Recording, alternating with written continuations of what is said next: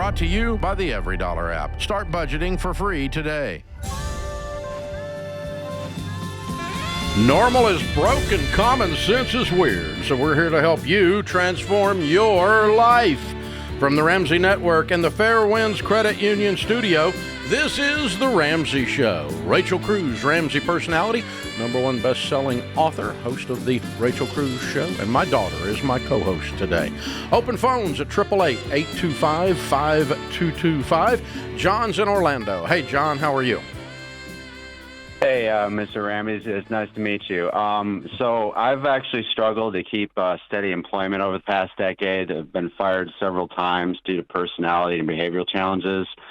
You know, I've got over $70,000 in federal student loans, considering joining the Navy as an officer, but to pay off debt and to build a career. At the same time, I'm considering starting a podcast with my friend Ben, but I'm unsure what to do. I wouldn't be alive today without God and my parents funding me, but at 40 years old, I'd like to be independent. At this point in time, no employer will hire me, even low-paying jobs that you have suggested other people do to build a work record. I'm not sure what to do. What kind of advice can you give me to help me out? How many jobs in 10 years? It's actually 11 years, but 14. 14 jobs in 11 years. You're 40, so what'd you do before 29? Well, I spent 8 years in college because I made a mistake early on in my life. I didn't have a plan. I didn't really know what I wanted to do. I had a brief window of time where I had good grades, but that was only when, Okay, in so high school. I go back to the other then. Thank you. I go back to the other then. You had 14 jobs in 11 years, so it's not even a year each. And you said behavior and personality challenges caused you to lose your jobs. Is that what you said? Yeah, so I have a disability. I have a personality disability, and it took me many years to figure that out through different neurological assessments. What is the diagnosis? NPD is what I've been told I have.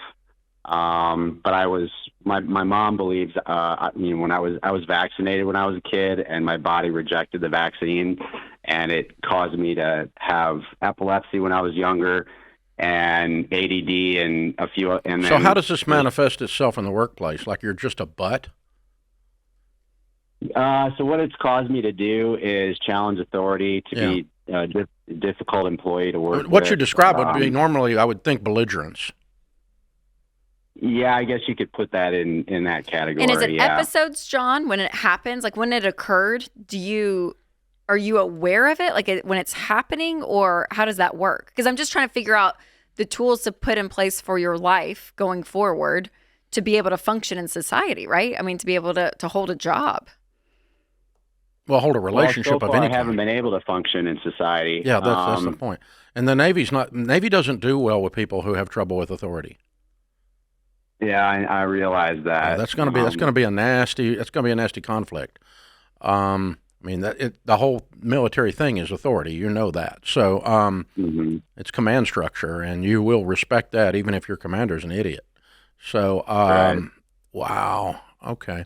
So are you getting help with this in some way? Because I wish Dr. Deloney was here today, because Rachel and I are going, I don't know. But yeah, but is there a treatment for this where you can become functional? Honestly, no. There's no cure for it. I've proposed an idea because according to research, the reason why people have NPD is because of low gray matter in the brain. I think that it can be cured with nanobots, that you can inject nanobots in the body and then have them programmed to heal the frontal cortex of the brain. Yeah, we just left my page. You just left me behind at the airport, dude.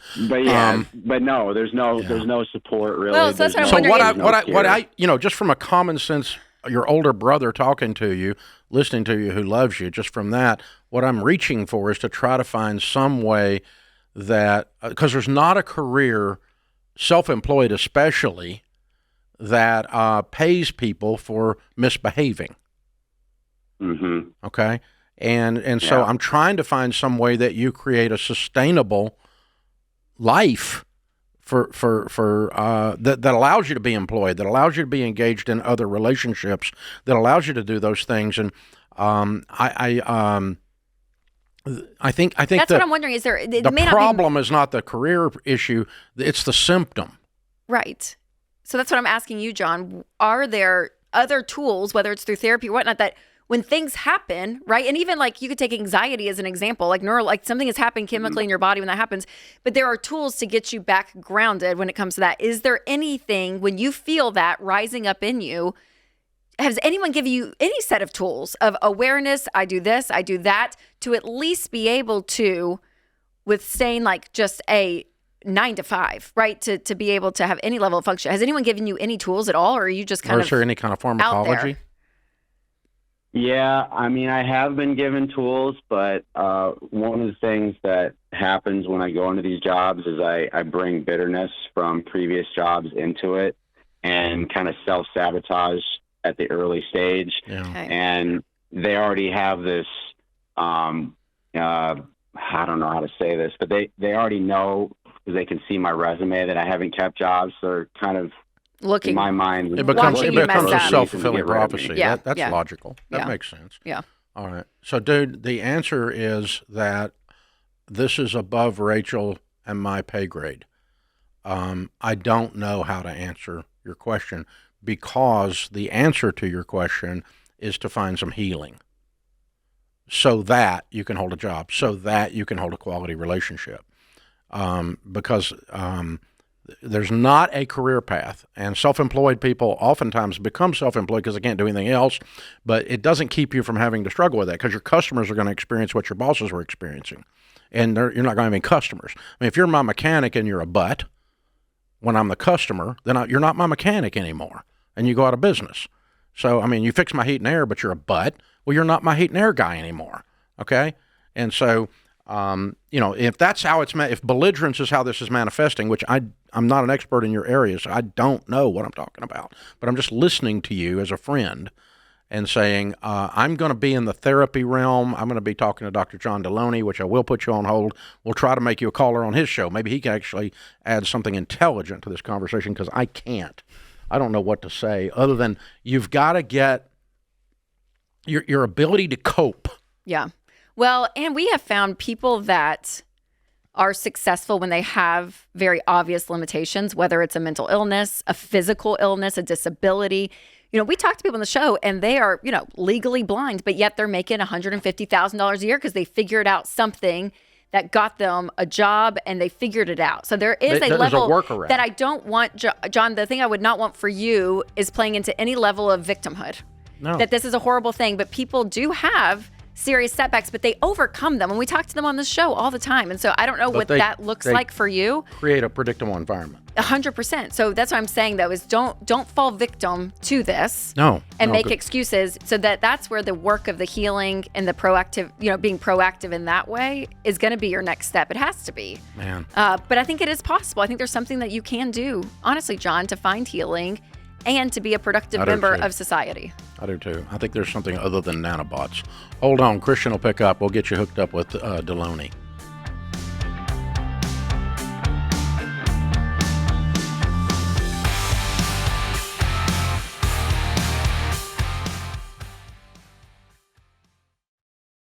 Statistics show that half of Americans don't have enough life insurance, or they don't have any at all. I don't understand this, John. Why don't people want to take care of their family? They think they're going to die or something? Well, I used to be one of those guys. I didn't even think about it. And one of my buddies said, hey, the only reason to not have life insurance is if you hate your wife and kids. And I immediately went and got term life insurance. That's a gut punch. And you're telling me, and for decades, Dave, I've sat across people who've lost a spouse. They've lost somebody important to them. Me too. They don't know what to do next. Me right? too. I mean, you're going to have a crisis here. And, you got two options while you're sitting and talking to a young widow. She's concerned about how she's going to invest all this money properly and not mess this up, or she's concerned how she's going to eat tomorrow. That's exactly These are the two options. And take care of your dadgum family, man. Term life insurance can replace income, pay off debts, cover funeral expenses, so your family can actually have the opportunity to just be sad. Yeah. To just miss you. That's exactly what it's supposed to be. It's saying I love you to your family. Term life insurance. Jeff Zander and the team at Zander Insurance makes it easy and affordable. I've used them personally for 25 years. They're the only people I trust. Go to Zander.com or call 800-356-4282.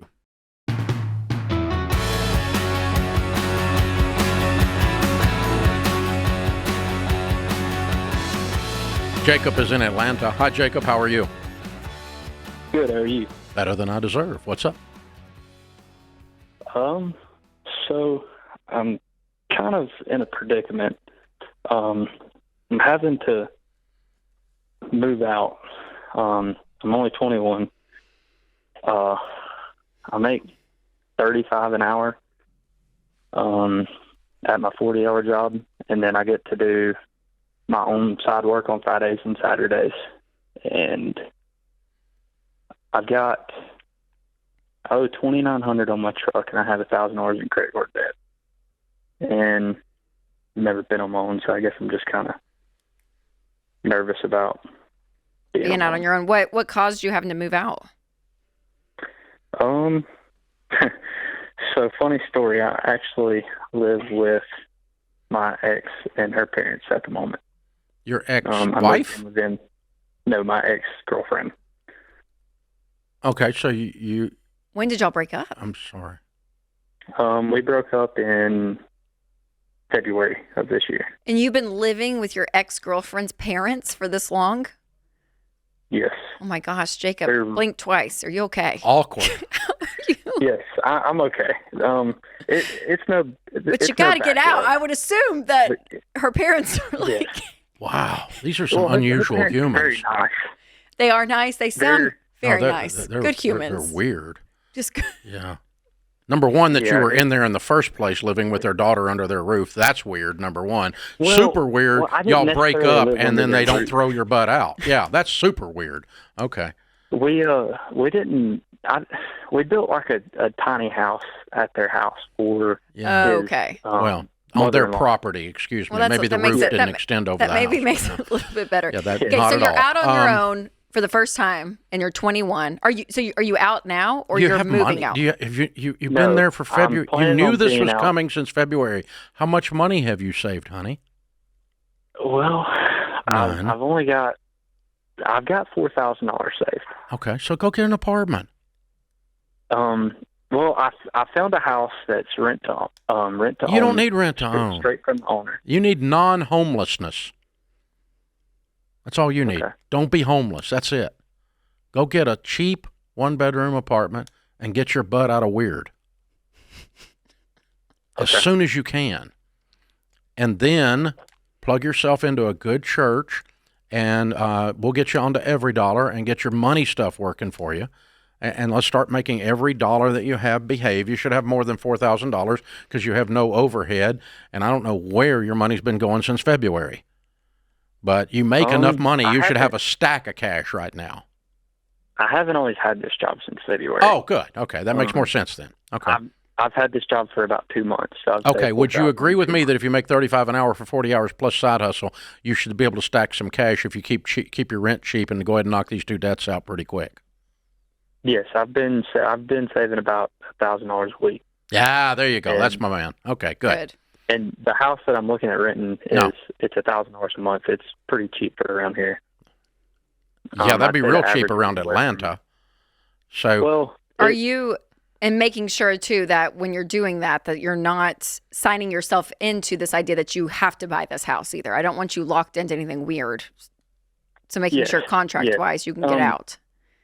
I mean, yes, I can get out, but I also thought the house would be a bit of an investment. No, you don't need an investment. Not right now. You're 21, you have $4,000 and $3,000 worth of debt. You don't need an investment right now. You need a place to live and not be homeless and not be in the middle of weird. So let's get your life like sustainable and some on a rhythm that's normal before we start talking about investing. Okay, so no, I actually would not do this house deal. I smell a rat.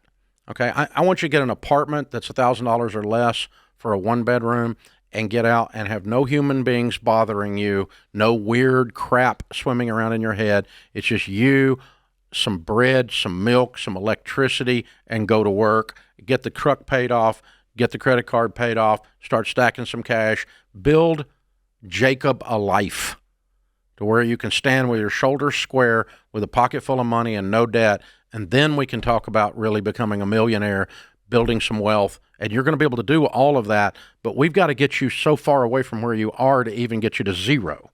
You're subterranean right now. You're at a negative 32 degrees. I got to get you up to zero before we can get you warm. Okay? Okay. And so there's so much crap in your life that you've got to clean out. And so if you were my nephew or my son, I would put my arm around you. I'd walk you into a great church there in Atlanta, Georgia, that's got some good men in it that can walk along beside you and say, hey, here's how you be a man. Here's how you walk with God.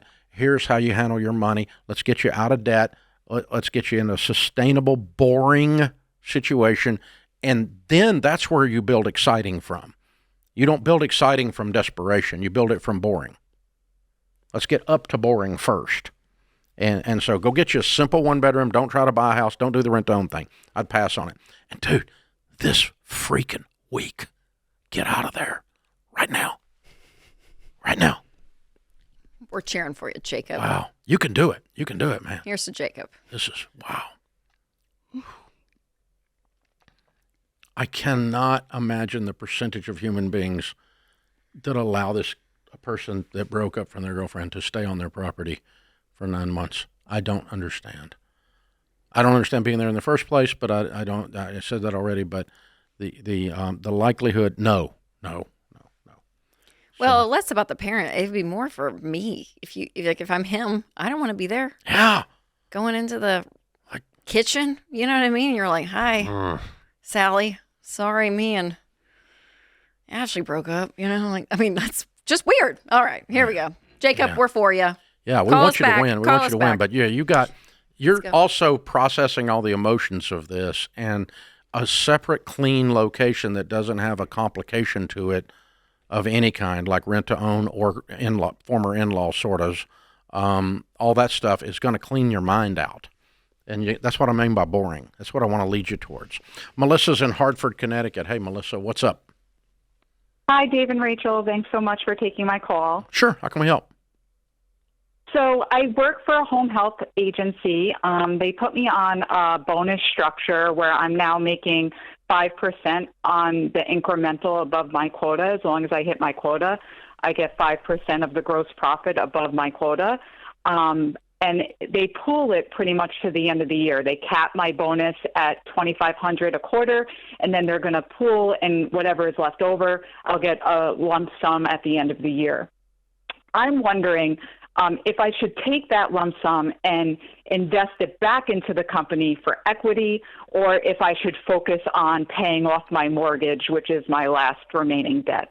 Regardless of whether you have a mortgage, regardless of whether you have a mortgage or not, you do not invest into a small business where you're a minority shareholder.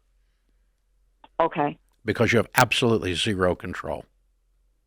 You could wake up 6 months later, the owner starts doing cocaine, runs the thing into debt, runs the whole thing into zero, and all your money's worth zero, and you have absolutely no governmental say.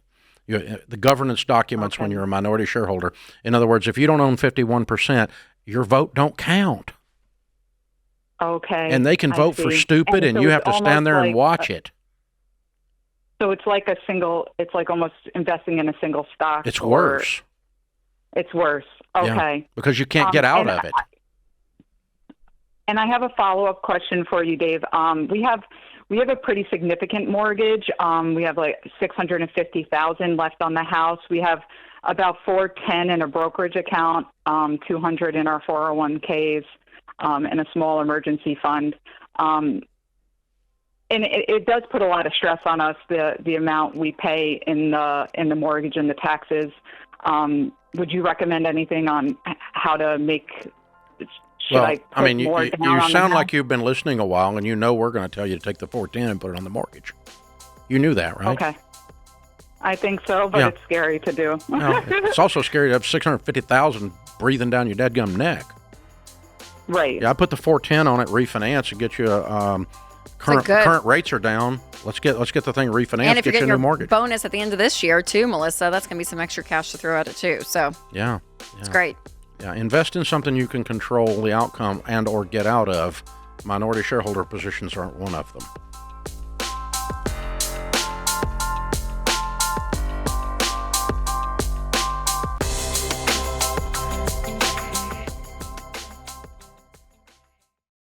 I love entrepreneurs. Don't forget, guys, I started my company on a card table myself, so I know what it's like to have people counting on you, your team, your family, not to mention your customers. And when you're the one signing the paychecks, you can't afford to fly blind. But I'll be honest, early on, one thing that nearly sunk us was wasting time with spreadsheets that didn't add up because business units didn't talk to each other. I finally told my team, just fix it. And they did. We got NetSuite. That was years ago, and we've never looked back. See, NetSuite isn't just for tech giants. It's built for growing businesses like yours. Over 43,000 businesses already run on NetSuite, including a lot that started just like you. And now, with built-in AI, NetSuite is helping them even more. It's one system connected to every part of your business for real-time insights, not guesswork. NetSuite AI flags inventory issues, cash flow risks, even supplier delays before they become problems. So you can trust the data, stop wasting time, and make the right decisions faster. Take a free product tour today at netsuite.com/Ramsey. That's netsuite.com/Ramsey.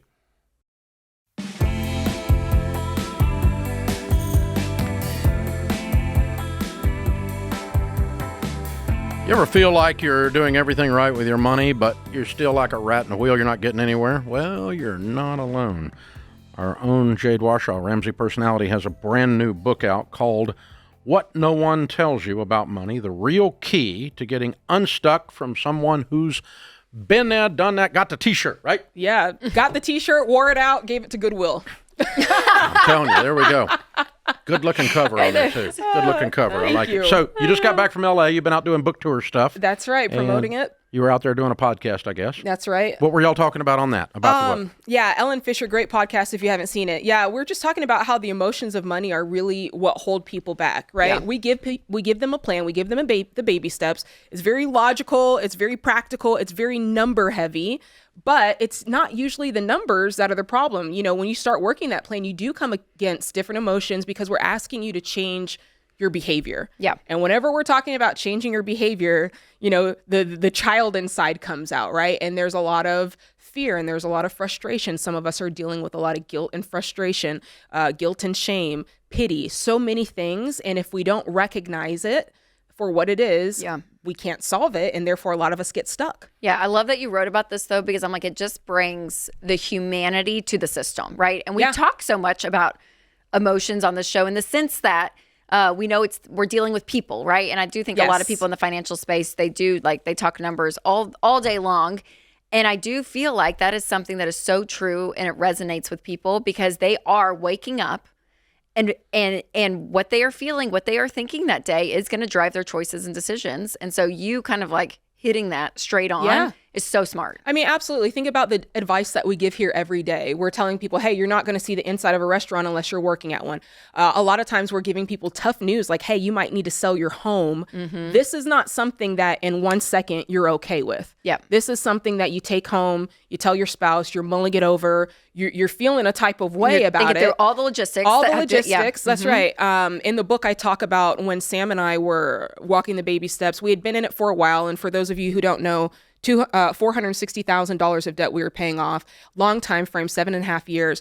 And at one point I had just gotten so frustrated because the bill collectors were calling me and it was just like 2 steps forward, 1 step back. And I realized in that moment, with all my trying to do good, I was leaving out pieces of the plan and I wasn't doing it exactly as it stated. And a lot of us come up against that. We're like, I feel like I'm doing everything right. Why am I not going forward? Yeah. And you kind of hit that wall and you want to give up. But then if you step back and you kind of do a little bit of an audit, you go, wait a minute, I am missing something here. For us, it was instead of paying minimum payments on all the debt and then putting, everything else on the smallest debt, we were just taking all the money and putting it on the smallest debt. Well, yeah, you're going to have a problem, right? Yeah. So sometimes we're so excited about moving forward, we're leaving things out, we're doing things wrong, and that can cause frustration. I talk about that in the book. Yeah, because you don't get traction. That's right. Anytime you have set a goal to move from a place to another place, the thing that starts you is hope. Yes. And the thing that keeps you going is hope. But you lose hope if you're not making progress. That's right. And so, if you go to the gym and you work out and you diet and you gain 3 pounds after 30 days, nobody's going to keep doing that. That's right. That's just weird. Yeah, I call that toil with no traction in the book. It's when your results aren't matching your efforts, and that's frustrating. And then there's the fear part, right? Where we're asking people to change and do things in their life to have an outcome that many of us have never actually seen in real life. I remember when Dave, I used to listen to Dave on the radio when I was going through our debt-free journey, and he was talking about buying cars in cash, and one day you'd be able to pay off your house, and one day you'd be a millionaire. I never saw that. So there was this part of what he's saying makes a lot of sense to me, but this guy better be right, because I'm about to embark on serious life change, and if it doesn't pan out, so there's this what if I do all of this and it still doesn't work? Is it going to be worth it? What if I make all these changes? I'm working extra instead of going to my kid's recital. I'm working extra instead, right? Yes. It better be worth it on the other end. And so there's a lot of fear of the unknown, a lot of fear of change. I talk about that in the book and how to process that. So there's 3 chapters in the book called "It's a Pain in the Butt."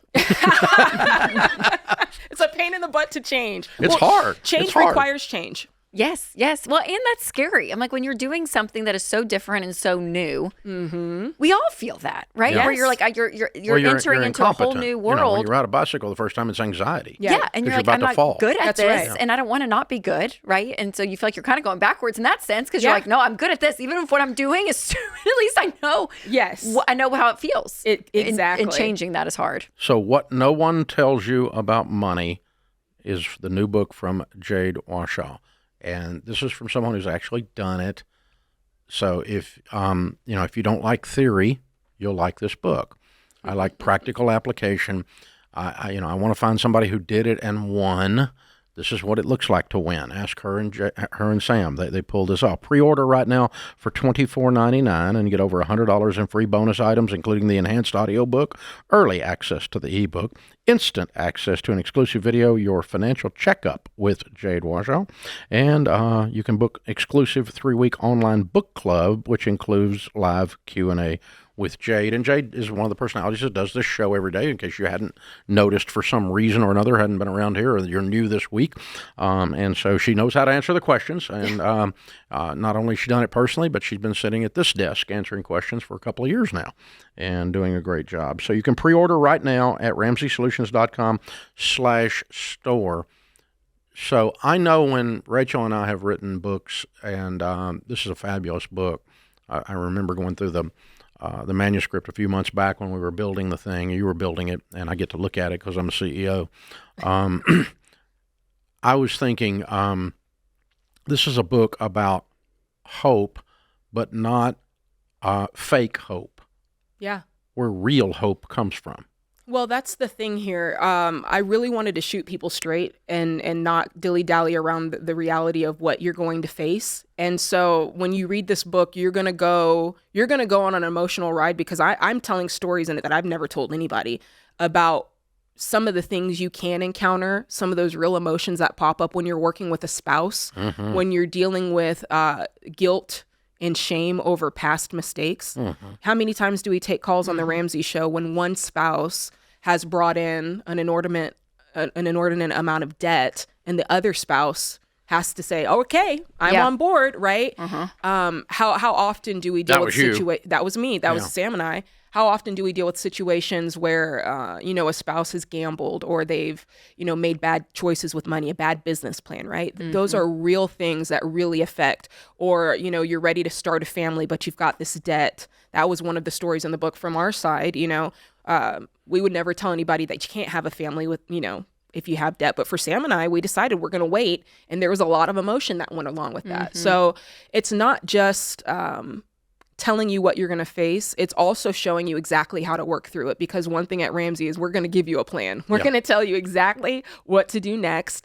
And that's what I do in this book. I'm helping you see the problem for what it is, because it's like the old adage, you can't solve a problem without admitting there is one, right? And then so once you see, oh man, that might be me. I think she's describing what I'm going through. Now I'm showing you, and here's exactly what you do next. We talk about things like daily habits. We talk about ways to set daily rewards. We talk about all the different things to keep you motivated, to pull you out of those stuck places. So anybody who's ever been stuck, this book is for you. It's so good. Oh, y'all go get this book. Seriously, go order it today, because, and I'm such a reader. I love to read. And I love to read books where there is a subject matter, and this one obviously is money. And to put myself in a position of that author, and the fact that you're so honest in this, and you bring such a story element to it of what you guys walk through. I'm like, regardless of where you are financially, you're going to relate in this book. You're going to find something in this book, not only that you feel like, okay, that is me, but also it's going to show you where to go. It's aspirational of like, you're at the end, right? From the quote unquote baby step. Like, it's like, hey, like you've done it. You've walked through all of this. And so whether you are starting this journey, you're at the end, seriously, this book is for you. What No One Tells You About Money by Jade Warshaw. Love you, Jade. Thank you so much. We'll be shipping them in a couple of months, so get about 45 days for the ship. That's right. And so you can pre-order right now and get the deal, $24.99.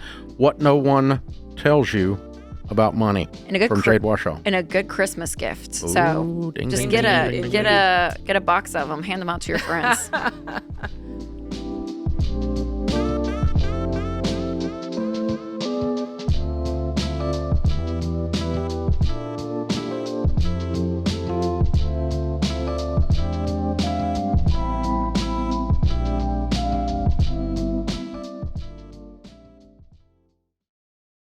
Finally, mortgage rates have dropped, and you know what that means? People who've been sitting on the sidelines are about to jump back in to the housing market. So if you've been waiting to buy, this could be your window, but you've got to be prepared and do it the Ramsey way. You need to contact Churchill Mortgage. Their Home Buyer Edge program gives you peace of mind in a wild market. You can cap your rate for 90 days, so if rates go up, you're protected. If rates go down, Churchill will drop yours automatically. And get this, Churchill will even back your offer with a $10,000 seller guarantee. So if your loan falls through due to financing, the seller still gets paid. That's how confident Churchill is. Plus, when you shop as a Churchill certified home buyer, it's stronger than pre-approval. It makes you look like a cash buyer, which makes your offer rise to the top. So don't let this moment pass you by. Get ready now. Go to churchillmortgage.com to get started today. That's churchillmortgage.com. This is a paid advertisement. Homebuyer Edge and Seller Guarantee are available for qualifying borrowers and select loan types only, and not available in all states or locations. NMLS ID 1591. NMLSConsumerAccess.org. Equal Housing Lender.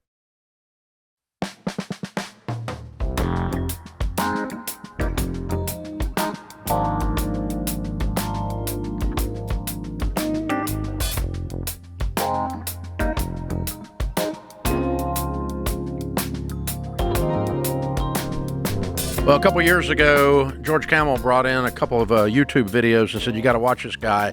He is redefining generosity. And I got to meet Jimmy Darts on the small screen the first time. And then Jimmy was in town, I don't know, Jimmy, what, a couple years ago? First time you came by? Yeah, it was sometime last year somewhere. I know the years blend together, but... Yeah, it starts running together with the miles you're putting on the airplane, man. Yeah. So Jimmy is a star in the world of social media, particularly YouTube, and a champion of kindness and generosity. As a social media influencer, he's known for his heartwarming, random acts of kindness. You've seen him on CNN, Fox News, Today Show, and The Ramsey Show here. This is the second time he's been with us. He does an incredible job of walking up to someone, asking for their help, someone who obviously needs help, and, excuse me, ma'am, can you give me $5 or something like that, right? And then when they do, he ends up giving them, in some cases, a lot of money. Yeah. Usually, $500 to $1,000. That's kind of the seed form.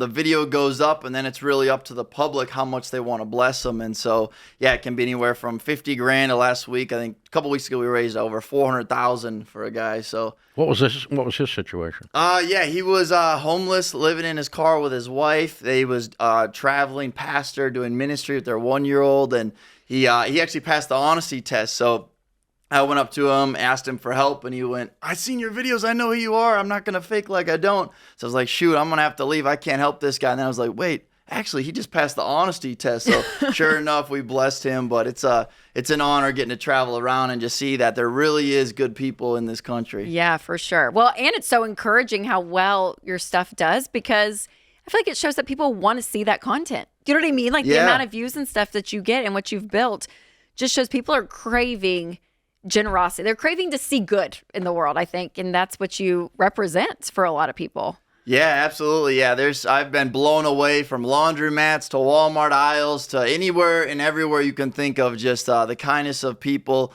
And it's just so cool to see, because in that moment when they're kind and I say, actually, I don't need your help, I want to bless you, it's like a mirror is shown to their face, and they realize, wait, they actually realize they're a good person. You know, like we're all obviously, you know, we need a savior. We're born into sin, but to understand that, man, we're also made in the image of God, and that even though I'm going through a struggle, they realize that they were generous.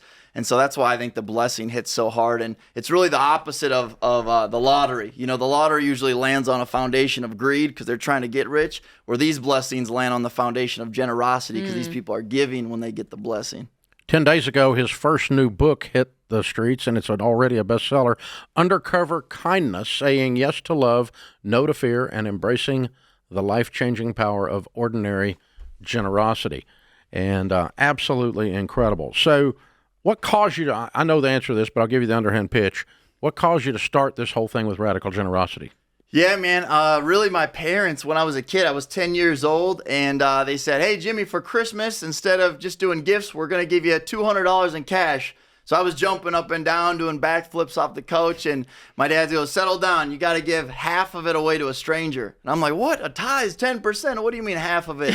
And so sure enough, we're driving through the city, and I see this guy freezing out in the cold, and I get out of the car, hand him $100, and just the look on his face, knowing he could get a meal that night, he could get a jacket. I got back in the car, and, you know, I'm sitting here today. I'm 29 years old. That was 19 years ago. And the crazy thing is, I have no idea what I bought with the other $100, but I know the face and the look on that man's face. And so I think my parents instilled it into me. And then also just the gospel, when you really understand that Jesus gave, you know, God gave his one and only begotten son. So of course I can give $5 out of my pocket. You know, if I really believe that God did that for me, it can't help but explode your heart for other people. Yeah.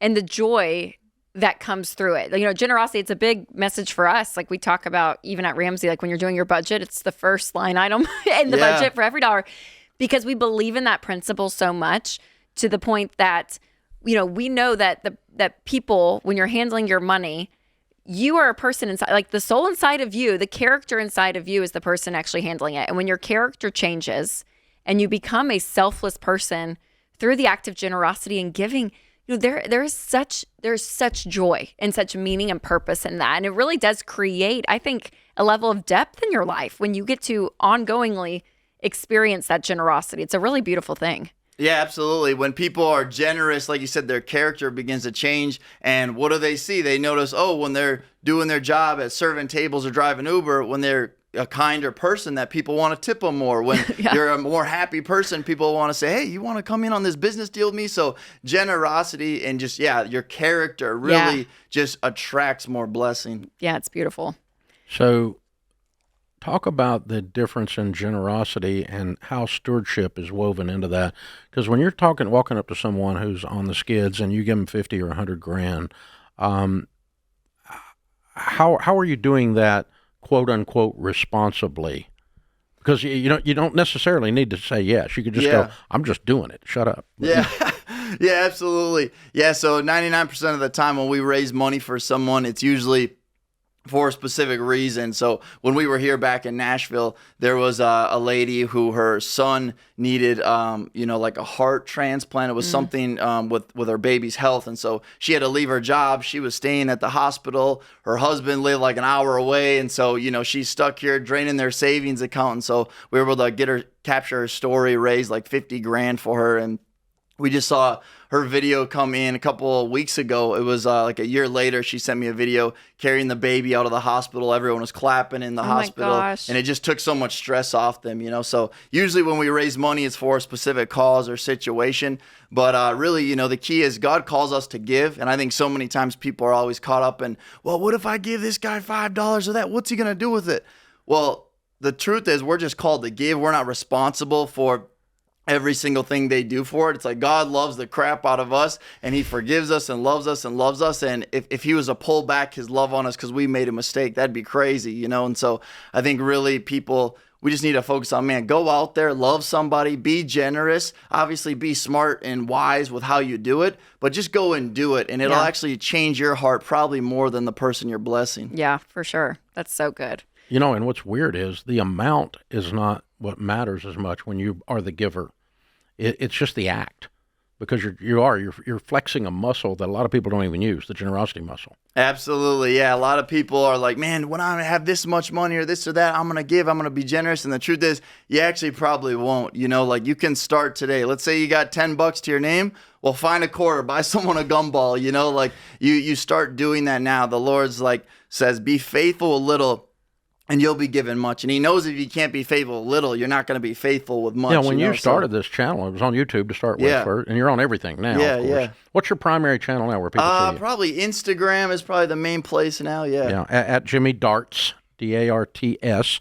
The new book is Undercover Kindness, saying yes to love and no to fear, and yes to generosity, big time. But I remember the story you were telling me before. We got just a minute, but quickly, how you got started with nothing. You pop up a camera and here we go. Yeah, absolutely. I was talking to my dad on the porch and he goes, what do you want to do with your life? And at the time I was working at his restaurant. So I realized, well, I guess it must not be working for you. And he goes, what do you want to do? I go, man, if I could be Santa Claus year round, just go around, share the gospel, love on people, give away cars and houses, I'd love to do it. But there's nowhere on Craigslist to apply for that. And he just looks at me and he goes, start tomorrow. And I was like, what do you mean start tomorrow? And I actually was like, man, the world has amazing drive, but sometimes lacks purpose. And the church has great purpose, but a lot of times lacks drive. If I can put drive and purpose together, I think I can make something happen. So I got in my car, started going around the country, and just spending time with people, whether that was having a conversation with a guy, asking someone for a hug, and it started with $10, $20, and just kept climbing and climbing. And so you really can start tomorrow and go after it, get after it, and do it with the Lord, and you'll be amazed at what he can do. It's one of the biggest shows on the social media platform, and it's all about generosity, all about loving people well. The new book is Undercover Kindness from my good friend Jimmy Darts. Proud to say I know you, brother. Yeah, thanks so much. I couldn't do it without you. If I was in a snowball of debt, I wouldn't even be able to think straight. So my dad put me onto you a while ago. Oh, Jimmy, congrats on the book. Thank you so much. Absolutely amazing.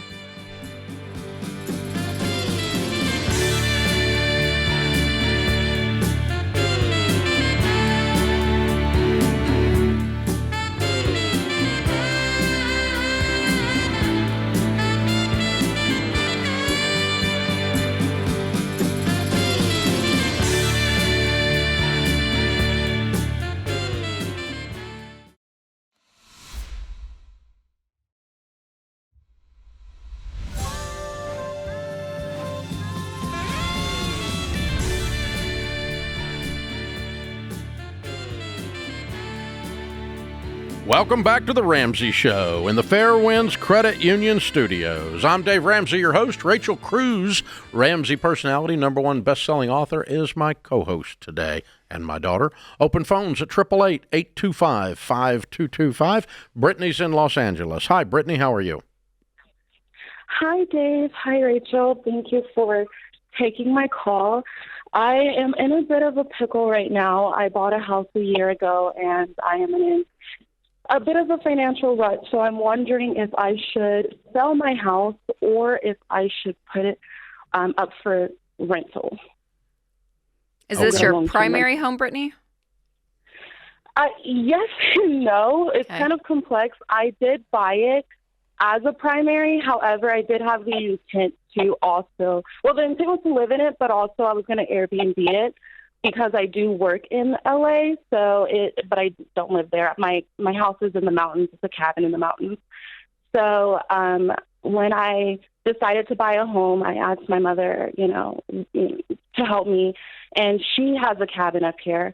I should preference this by saying I also do have another cabin, but I own that one with my dad, and he pays 100% for that one. I haven't had to put a dime into it. Upon getting it in, post, it's been about 2 years. So I was able to qualify for one on my own because of that. I had the intent of getting the house as an Airbnb whenever I'm not here. My mom's Airbnb was doing phenomenal, but I came in at the absolute worst time. When the market started dropping was earlier this year. It was pretty much right after election, and I had got my permit in about February. So I think I heard you say in the last few minutes, I wish I hadn't done this. Did I hear you say that? Yes. Did I hear you say that? Yeah, okay, so what's the cabin worth? Yes. Huh? What's the cabin worth? So the cabin is worth $360. It's what I bought it for. Good. And what do you owe against it? I owe about $350. $350. Okay. So you put almost nothing down. I did put money down, but the interest was so bad that when I put it down, it was like $353 at the time. Yeah, but you didn't put much down. No. Yeah, that's what I'm saying. So you don't have a lot of equity. So I'm not even sure you can, if you sell it, you might not even break even. Agreed?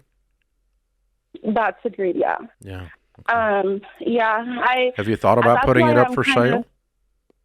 I have a realtor actually going to come over tomorrow morning because I put a lot of work into the home. So when it got appraised, one of the things that was noted was the fact that it hadn't been touched. The house was built in like 1978. Most of the cabins up here are very old. So if you've done all this work to it, why has it not gone up in value?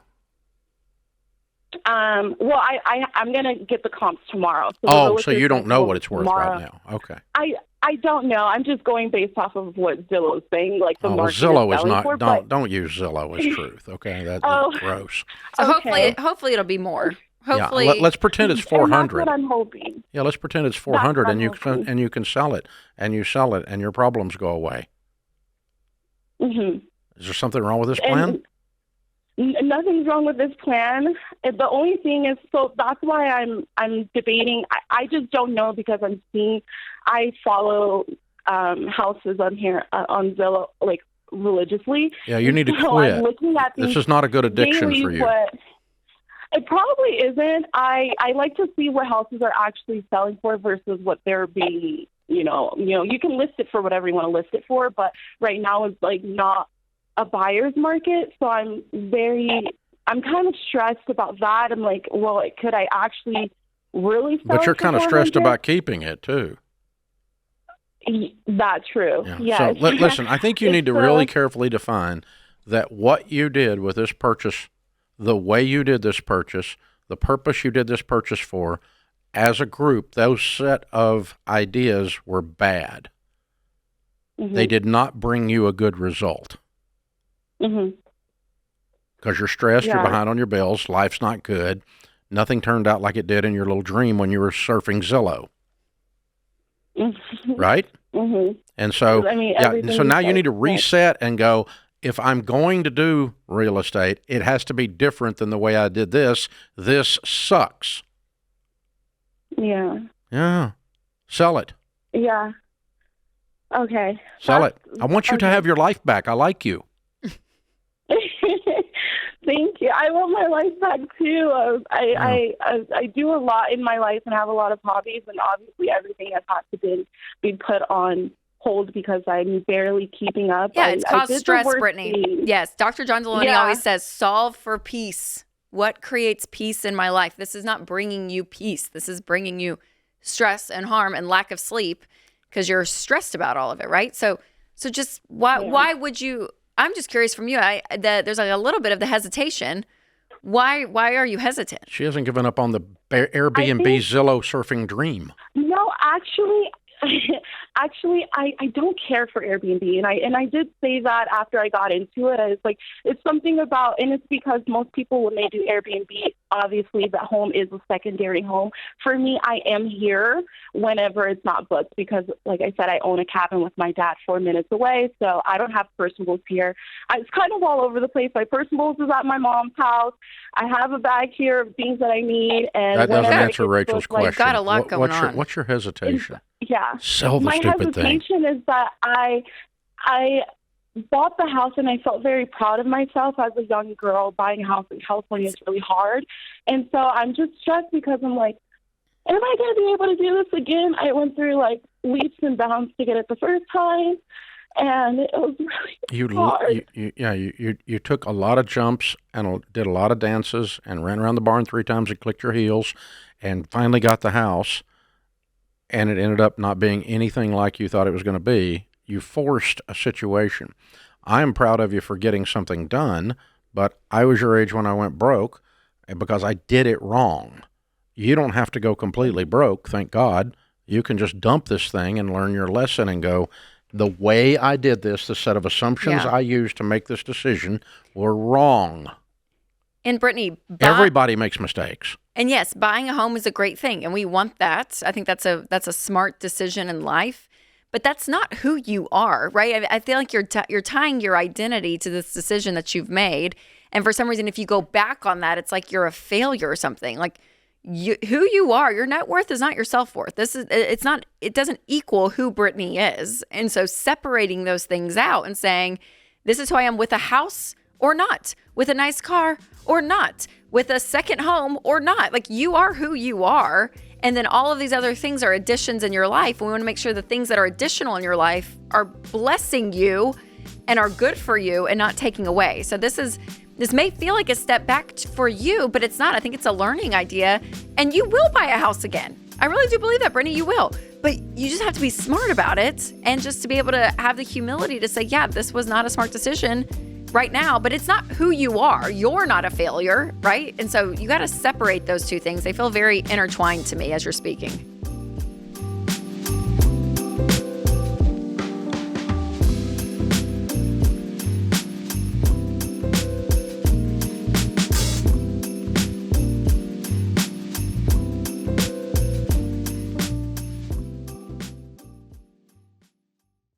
Everywhere you turn this time of year, someone's telling you to swipe a card now and pay later. But that mindset always leads straight to debt and post-holiday stress. Fairwinds Credit Union takes a different approach.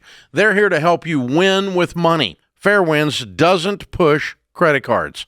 They help you build savings and stay debt-free, just like we teach, with the baby steps. And to do that, Fairwinds created the Smart Bundle with Ramsey fans in mind. It's more than a bank account. It's a tool to help you live with intention. The Smart Bundle includes a no-fee checking account, a high-yield savings account, and the exclusive Ramsey Be Weird debit card, which says debt is normal, be weird, right on the front. So every time you swipe it this Christmas season, it's a reminder that you're choosing a different path, to spend no more than you actually have, to avoid that January budget hangover, and to be free from debt traps. Go to fairwinds.org/Ramsey to open your Smart Bundle and get your Ramsey Be Weird debit card today. That's fairwinds.org/Ramsey, insured by the NCUA.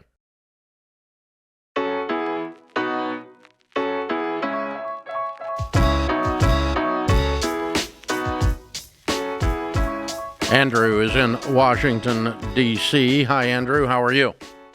Hi, Dave. I'm good. How are you? Better than I deserve. What's up? And thanks for taking my call. Sure. I wanted to get your advice. Last year in July, I had to take a trip to the emergency room. I had to get 2 CT scans at the time. Everything turned out to be fine, no issues. But unfortunately, because of my insurance situation at the time, the bill was not covered in any aspect, and I am currently sitting on a $24,000 ER bill that has now gone to debt collection. The debt collector initially offered 75% of that payment, so like $18K. which I was not going to accept because I think it's just ridiculous. So I'm now on probably my third back and forth with the debt collector, and I just wanted to see what kind of advice you may have for trying to improve the situation. What's your household income? I make around $11,500 every month. So, okay. And you have money then to write the check? I do. I could write it outright. It's really just a principal thing for me. Okay. And the principal is what? Well, number one, I'm actually trying to save up as much as humanly possible for a the down principle payment of why you don't want to pay them $24,000 that they say you apologies. owe is what? Sure, because they charged $9,000 for one CT scan, $8,000 for another. The remainder is the rest of the 6-hour ER visit, which, at least in some of my research, seems to be well above the average payment for CT scans, et cetera. So, what did your research say?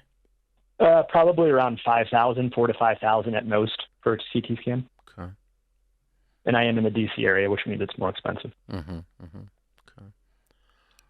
Okay. Were you incapacitated at the time? No. Okay. And you knew you didn't have insurance when you went in there?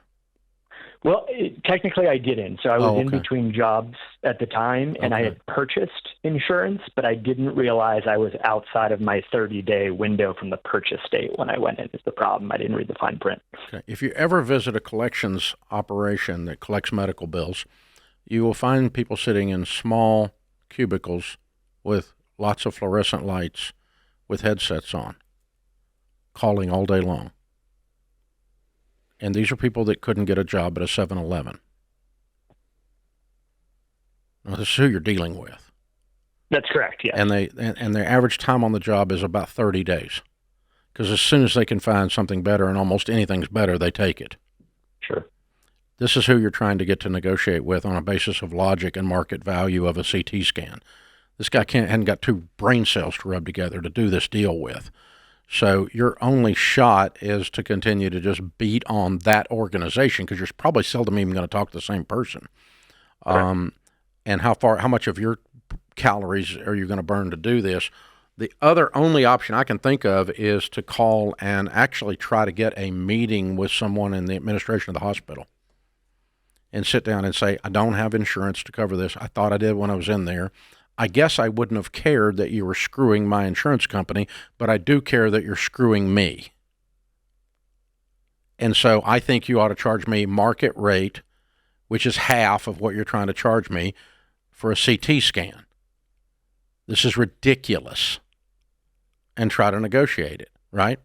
Or try to negotiate it and just say, I had no idea what I had gotten into. Please, you're a mercy operation. Have some mercy on me. But you've got the money, so we really can't play the mercy card. But I think you just try to get someone that is actually in a position to make a decision, and this bill collector is not. No, but the bill collector could be negotiated with. Yeah, a ways, but you're not. I don't think you're going to get them down to where you're going to end up happy with this. So again, I don't know how much time and effort you want to put into $5,000. You make $11,000 a month.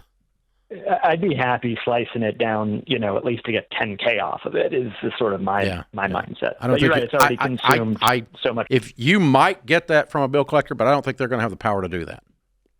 Unless the bill gets very, very old and all that time. Every day this sits, it's dinging your credit, by the way. It's an unpaid bill. It's out for collections. So your credit goes down every day. Well, if you're worried about that. I don't worry about that personally, but,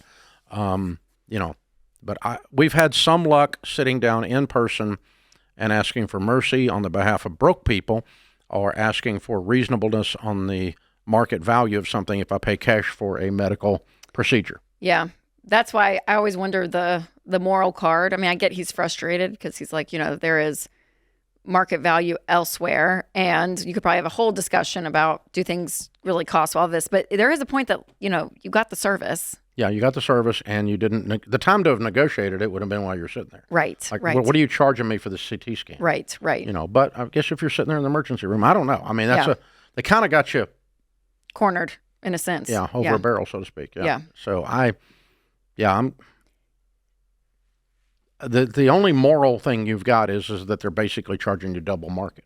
because they can and because it's the ER Yeah. and because it's after the fact, which is really an immoral practice. Yeah. Really it is. Yeah. So, yeah. yeah. So is the good fight worth the extra fight? Because he said they would take 17.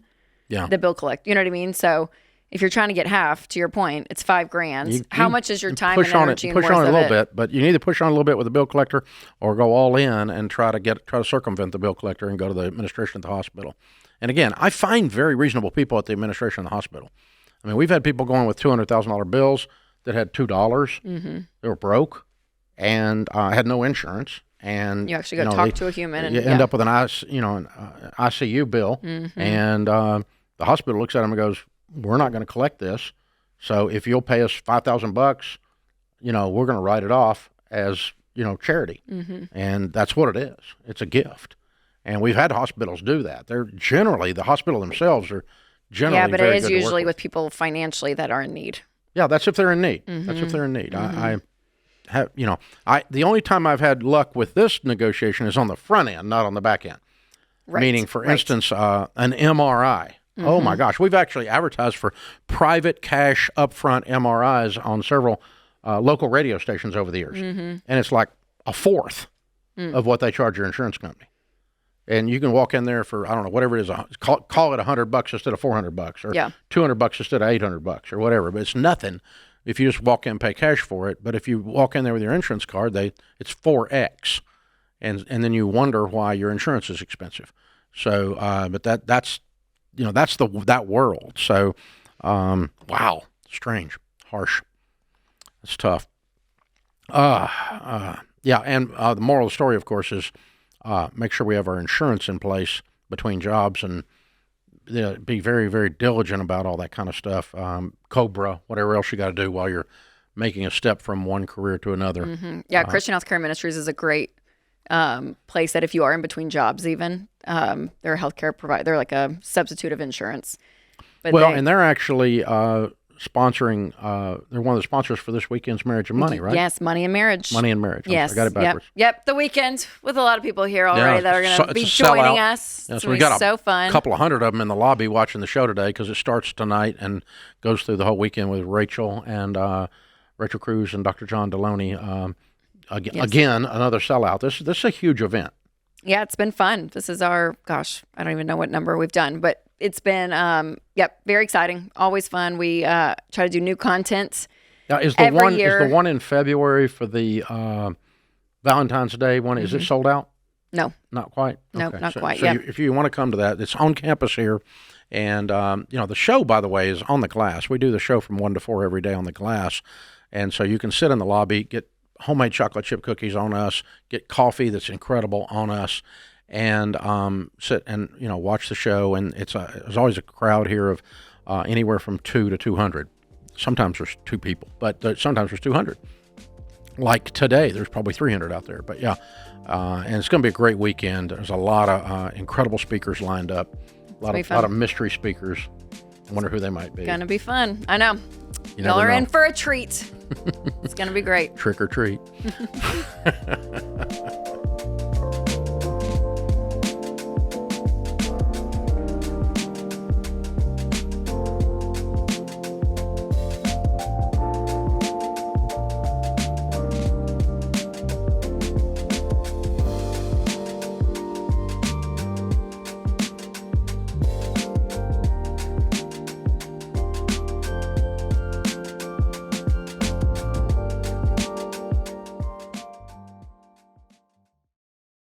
Hey guys, George here. You know I hate debt, and that includes sleep debt. I've been there. Fatigue, low energy, brain fog, and that's why I switched to Casper. My Casper mattress helps me sleep easier, cooler, and deeper, and now every bedroom in my house has one. On top of that, Casper ships free, comes with a 100-night trial, and if you don't love it, they'll come pick it up. So let's ditch the sleep debt and build sleep wealth. Go to Casper.com/Ramsey and use promo code Ramsey for 30% off all mattresses and up to 35% off everything else. That's Casper.com/Ramsey, promo code Ramsey. Exclusions apply.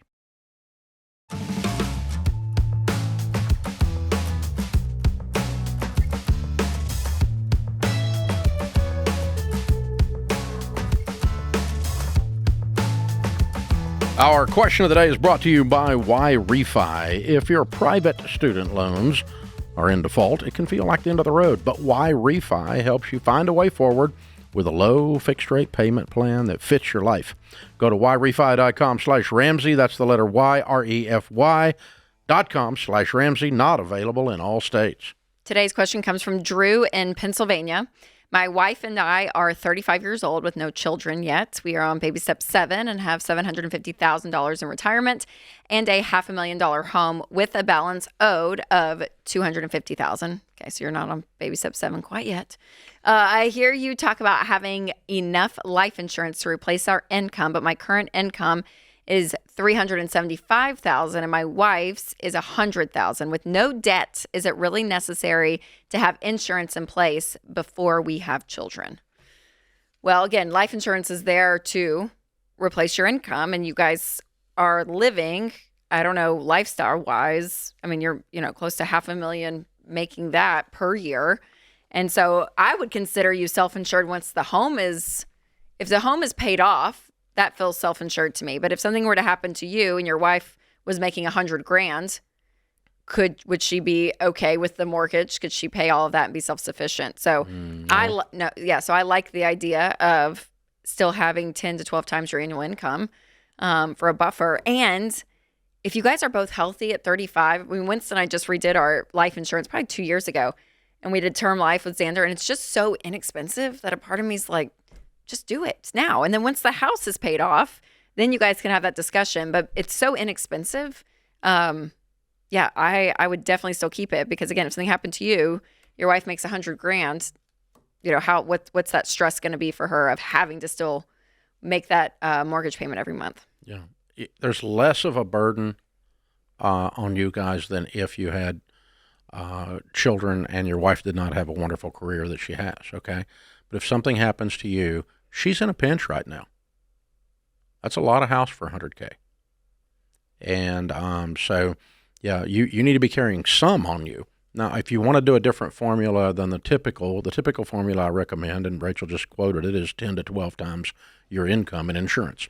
Now, the reason for that, let's just back up. Let's pretend someone else called in. They said, okay, I make $80,000 a year. So 10 to 12 times would be $800,000 to $1 million, which on a 35-year-old is the cost of a pizza if you don't smoke and you're not fat, okay? It's simple. Obesity and smoking kill your rates, all right? And so if you're in decent shape and you don't smoke, and those are both things you can control, by the way, hello. And so, now you get good rates, and it's very inexpensive to have $1 million. Now, if you got $1 million and you die, just for general, this is why we have this formula, in other words, your wife is left with 2 little kids, and they count on your $80,000 to eat with, and you get she gets $1 million check when you die. You put that in good mutual funds, and let's say, just for easy numbers, it makes 10%.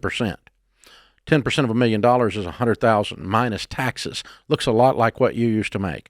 $800,000 invested, 10%, that'd be $80,000, which is what you used to make. And so it creates that perpetually. Every year, it will send your widow or widower with the little kids what your check used to be. That's why we get the formula. Now, so if you want to use that idea in this situation and say, well, we don't need $4 million worth of insurance on this guy because she doesn't have to have $400,000, his $375,000 income to eat. She's going to be okay. But let's say that you guys looked at and said, well, we want to make sure she does have $100,000 to help her to go with her $100,000. Mm-hmm. That's a $200,000 income to pay this house. Yeah. Or, I want to leave her enough to get some and enough to pay off the house. So you could say $1 million instead of $4 million right now. Because she'd pay the house off, and then she'd write a check, pay off the house, put $750 in the bank in a good mutual fund with a good SmartVestor Pro, not the bank, and now you're making $75,000 a year with no house payment. That's really, really inexpensive again. Mm-hmm. And so, I would do something, in other words. And here's the other thing. You're 35 years old with no children yet. I'll just kind of tell you from 35 years of doing this, as soon as you get the life insurance going, the kid's going to come. So you're going to have to you're going to have to double the life insurance anyway. It's come. So go ahead and get the $1 million with plans to get $3 more million. Because it's coming. Yeah. Yet. All right. Jack is in Wyoming. Hey, Jack, how are you? I'm doing well, sir. How are you? Better than I deserve. What's up?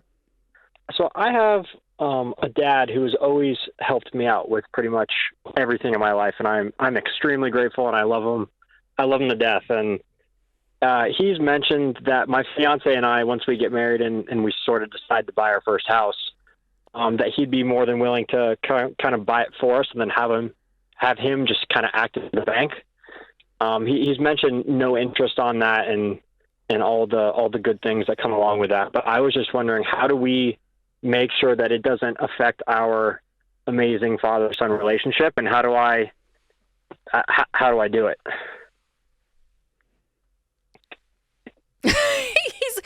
Dave's looking at me, Jack, for me to be the bearer of bad news for you. It will change your relationship. So, I mean, there's no way around it. It does. And so when scripture says the borrower is slave to the lender, your dad is now your bank.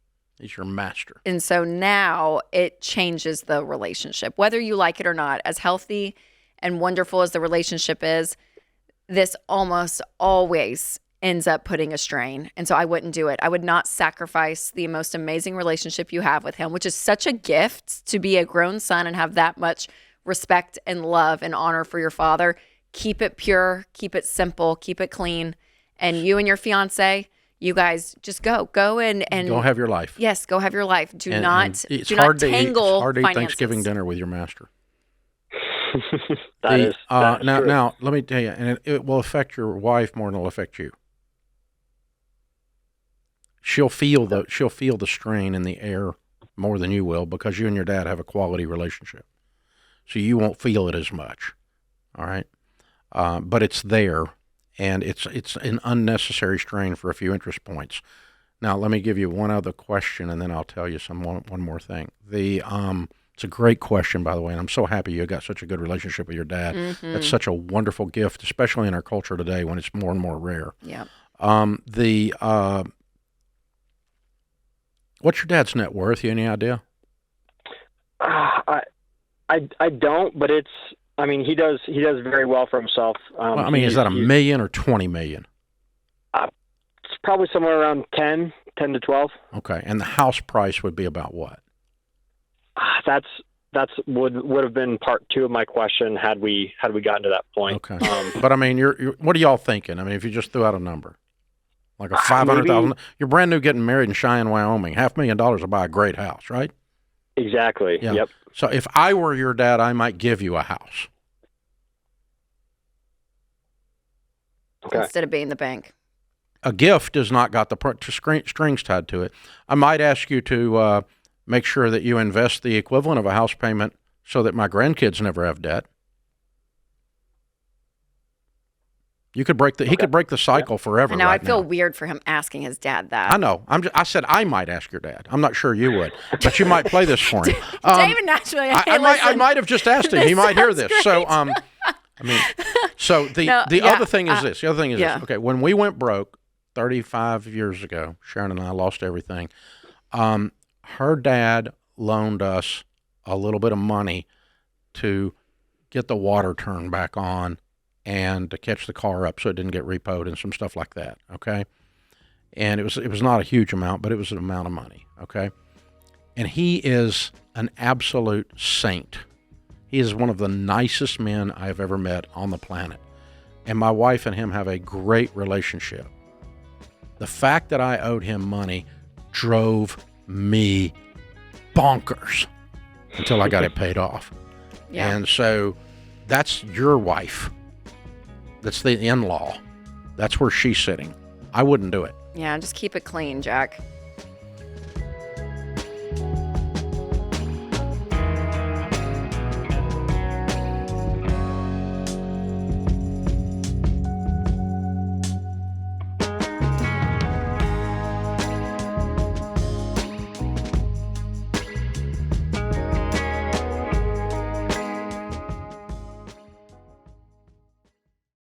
Hey guys, it's open enrollment time for health insurance. And if you have ever felt overwhelmed trying to figure out your healthcare costs, you are not alone.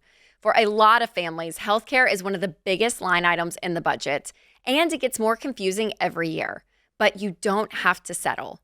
Christian Healthcare Ministries is a biblical and budget-friendly alternative to health insurance, and I am proud to recommend them. With CHM, you are joining a community of believers who actually help share each other's medical bills. Yeah, it's true. Members have shared over $12 billion in healthcare costs since CHM started nearly 45 years ago. And it's simple.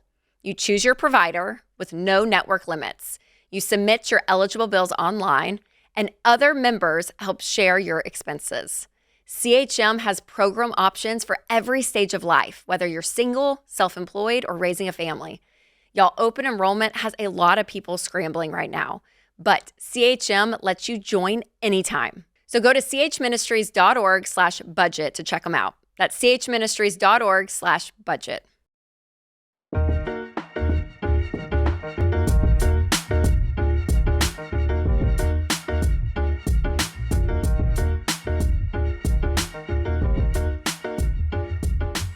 Riley is in North Carolina. Hi, Riley. How are you? I'm doing great. How are you and Rachel? Better than we deserve. What's up? Hey, yeah, I own a service business in the HVAC industry, Thermostat Masters, and we've been running that business now for a few years. And during running this business, we've started to develop a product. I'm about 80,000 in on this product for R&D. And we are now at a point where we've got the minimal viable product. We're ready to essentially take this to investors as the direction that I want to go, because we bootstrapped it this entire time. And really the advice that I'm looking for is how do I acquire funding for a product, especially I've just opened a new LLC for the product in order to protect my service company from any debt or, any kind of suing that may occur during this process. So this new LLC doesn't have any history. How do I acquire funding for this? And also, how do I structure the conversation with investors? I have some in mind, but then there's going to be locating the ones that don't know me as well. How do I structure that conversation? It's very difficult because you don't have any track record. All you've got's a modified dream at this point. You've got a wish. And so if you were Shark Tanking this, they'd throw you off because you got no history of cash flow. You didn't come in and say, I've sold 80,000 units and I want to take it to 8 million units and I need an investor. You came in and said, I have a dream, and I turned it into a prototype, and I've made no money so far. So what do you think it's going to cost you to produce this thing per unit? So per unit, we're looking at about $98 per unit, and on what kind of volume? Sell at $220. On what kind of volume? Mm-hmm. That is. I'm not sure on what kind of volume that is, but that's the projected. That's what How did you project it? I mean, did you get a bid from somebody to produce it? Actually, yeah, I've got. Okay, for how many units? That have been working on it. I don't have the answer to that question. I'm sorry. So they gave you a bid to make one for 98 or $1 million for 98. We don't know. No, right? No. If I had to say, it'd probably be 20,000 units. If I had to say, but Okay. It wasn't going to be a gigantic number. No, nothing like $1 million. All right. Well, it's very difficult to attract an investor to this. I mean, you got a cost of goods sold at 50%. Is what you're telling me. You say that you think you can sell it for the $200 to $220 range. Where is it going to sit? In a Home Depot, or is it going to be wholesaled out to other HVAC guys and they sell it to their customers, or how are you going to distribute it, do you think? The idea that actually goes into business model, and it's something that I wouldn't be able to really discuss on the business model of how that's going to go for legal reasons. Well, yeah, you can. It's not, nobody can steal the fact you're going to put it in Home Depot because they don't even know what we're talking about. But anyway, all right. So you're going to have a real hard time getting an investor for this, a very hard time. And I would honestly counsel you against getting an investor, but you're dead set on it. I have a friend that says when you bring in venture capitalists, it's like picking up a hitchhiker and then they hijack your car. Well, I'm not dead set on. I'm not dead set on anything right now. I'm actually just calling for advice because we're 80,000 into it, What I would do. Let me give you an example. I'll make up a thing. It's not your thing, but I'll just make up a thing. Let's say that you wanted this thing to sit on the shelf in Home Depot, Lowe's, and Ace Hardware, and Tractor Supply. Okay, then I would go pocket and put out. I'd go make 1,000 of them. You already got 80 grand in it. Put another 100 grand in it of your money. Make 80,000. Make 1,000 of them, and let's put them on some shelves, and let's see if we can get them to come off the shelves. If that's your model, if you're going to go on the internet and just create a web page and try to get an Instagram buy, or keywords on Google or whatever, then you can post it there and try to sell it just online, and actually sell some units. That's going to give you two things to attract capital. One is a track record, and the other is anyone that's going to put capital in this knows that your prototype is not ever going to make it to market. You put out the first 1,000 units, you're going to get customer feedback that makes you change the design 100% of the time. Oh, yeah. 100% of the time. We don't know what we don't know until we put it out in the wild. And that's business. And the 3 rules of business apply. It takes twice as long as you think it's going to. It costs twice as much as you think it's going to, and you're not the exception. Those are the 3 rules of business. And so just plan on that. And I would cash flow it and walk it out organically and see if you can't make the thing cash flow itself and keep the ownership.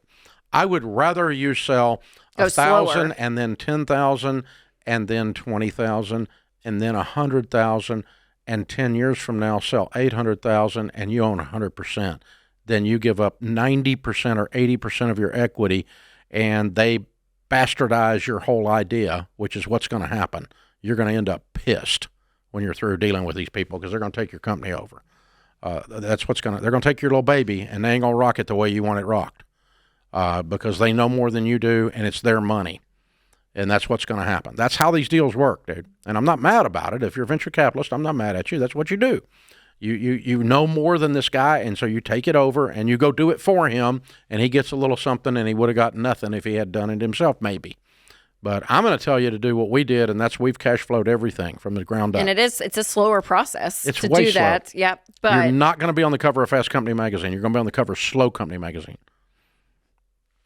But you're going to be open. You're going to own it. Pay cash for your pay cash for your experiments because you can call them failures if you want, but they're experiments. This first prototype's an experiment. Get it out there in the wild. Let people kick it around. Let them tell you your baby's ugly, and then you put some lipstick on that sucker. Put it back out there, right? And that's what we do, man. That's those of us that are entrepreneurs. We live in a state. I mean, entrepreneurism's like golf. It's a series of failures.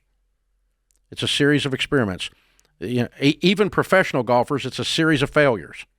They still don't ever hit exactly what they want to hit. Never. Otherwise, every time they swing the club, it'd be a hole-in-one, right? I mean, it's impossible. So, in business is exactly the same way. We don't ever have a book do what we think it's going to. It does about what we think it's going to because we've done a bunch of books, but still, it's a thing. So, it's a cool discussion, though, Riley. I'm really glad you're doing this. Guys like you are the ones that you could end up worth $10 or $20 million off this one idea if you don't let it break you. And if you'll just be comfortable being the tortoise and not the hare. But there's no one, I kept thinking when we first started, man, that someone was going to come along and discover Dave Ramsey and get me on all these radio stations. We're on 680 radio stations today. We're the second largest talk radio show in America, 3 radio Hall of Fames 35 years later. We got every one of those stations one at a time. No one has still discovered me. There are people that still don't think I'm in radio. And so, but, it's me and Sean Hannity. We own the place, I mean, it's like, and so, but it's, and now we've got, I just got 100 million streams on freaking Spotify. We did the Ramsey Show. What? I get. You know what? I was here part of the time. That's right. And then I picked up the little trophy thing to take a picture with it and broke it. You have. I know. Yes. I broke the trophy thing from Spotify. No, but what you've done, Spotify, but genuinely, your trophy was cheap. I broke it. But to your point, though, what you've done, and I feel like we did it incrementally. Yes, and yeah, you and the team. I mean, it's amazing. And even knowing people that we've interacted with in life that started with an idea, kind of a small thing, they grew it. And then, we had friends they did a thing for 10 years and then sold it. Yeah. And now they sold it for a good amount of money. A lot of money. Even Raleigh, that could be Had your a plan. liquidity a moment. Yeah, of like, hey, what if you have an idea, you have a thing, and you run it to ground for 10 years, and then it's done well, then you sell it to some venture capitalists, and you get to ride off into the sunset. You're going to make a lot more that way. Yep. So the sweat is not over, Riley, my friend. Mm-hmm. More sweat, more calluses are in your future before more money. You have not gotten there yet. Before YouTube hates me, you did. You built this. Well done, Dave. No, it's okay. You did. They're all going to be like, I got it to a certain level, and you guys have taken it to the moon. No. It's okay. I'm a good platform to jump off of. I'll take it.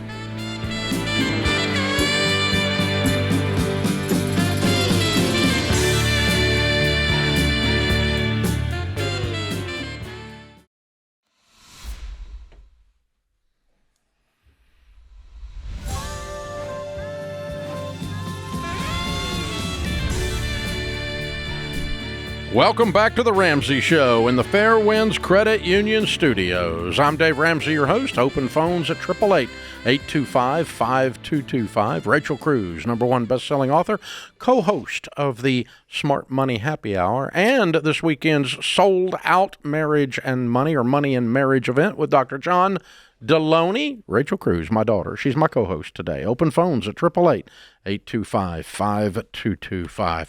Greg is in Phoenix, Arizona. Hey, Greg, how are you? Hey, good afternoon. Afternoon. What's up?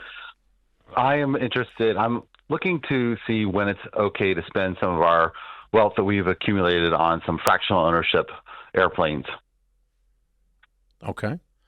Well, we've created quite a bit of wealth. We are looking at taking advantage of the bonus depreciation for our business, and we're really interested in some, private travel. Mm-hmm. Okay. And so, how much wealth have you accumulated? Without the value of our business, our assets are $50 million in assets, $45 million in net worth. And if we had to add value to the business, it would be $150 million. Mm-hmm. Okay. Way to go, dude. Mm-hmm. Congratulations. Thank you. Very well done. Lots of hard work. Yeah. And and you're probably like me. You get a little angry when people say you're so lucky. You're right. A lot of luck. Yeah. I got a few calluses, and I've been wearing overalls a long time. But all right. So congratulations. I'm so proud of you. Thank you. Obviously, there's a couple things here. So private air travel falls in the category of ultra luxury, obviously, but you're in a category of ultra wealth. You're in the top 1% of wealth holders in the United States, without a doubt. And so you qualify financially to be able to do that. It makes sense. And the way I look at that kind of thing is Sharon and I, when we're looking at something that feels emotionally uncomfortable because it's so weird from the neighborhood we grew up in. What? It's exactly how we feel. Yeah. Like I bought the 700 horsepower Raptor R, okay, which is a pickup truck, but it's a race car, okay? Yes. And it was ridiculously expensive. It's like cost more than I used to make a year kind of thing. Yes. It like freaked me out for about 30 Familiar seconds. with those purchases. Yeah, for about 30 seconds. And this kind of falls in that category. So we ask ourselves when we're doing something like that is, number one, is our generosity healthy? Are we healthy with our giving? Number two, if we take the amount of money we're getting ready to blow on this toy and burned it in the middle of the floor, would our life change at all? And the answer in your situation is no, it would not. Correct. Because it's not that much money. I mean, you're talking about, what, a couple $1 million? It's $5 million over 3 years with a guaranteed buyback over 3 years as well. So it's $3 million spent on, and that's without using any of the tax benefits. Yeah. And we don't do deals for tax benefits. You brought up tax benefits twice. That always makes me nervous. Don't use that to justify it. Okay. Do it because it makes sense, and then take the tax benefits. And it makes sense for you in your world to never see another TSA agent. That is what my wife says. Yeah, I think it makes sense. I mean, because you're making serious bank, and $1 million a year for 3 years, it ain't spit, man. It's like other people buying a biscuit. I do. I feel guilty the way I grew up with having nothing in a sense, and it's hard. But again, you that. check yourself. Is this all about me, and am I out of control trying to be like some reality show person or something, or some influencer or some kind of crap, right? Or am I doing this for other people? Yeah, I was going to say motivation. Or am I doing this for me and my family, and my generosity is probably far superior to this small purchase? Ratio-wise, this is a small purchase. Then you are not spiritually or ethically or morally out of line. Okay. You're supposed to enjoy some of your money. Okay. I have a friend. I have a friend that makes about $60 million a year, and his net worth is probably $2 billion, and he just bought a $52 million Challenger. 100%, no fractional. Yeah. And that's a sweet aircraft, by the way. Oh, that is God, that is a beautiful. Nice plane. That is a beautiful. Yeah, but anyway, that's the deal. So, sure. I would go do it. I would go do it. That's the answer to your question. And enjoy it, and don't feel guilty, and expect other people to not understand. There are no statues erected to critics. Except, actually, I said that, and a guy sent me one. Oh, no. Did you know? Remember the movie critic Roger Ebert? Yeah.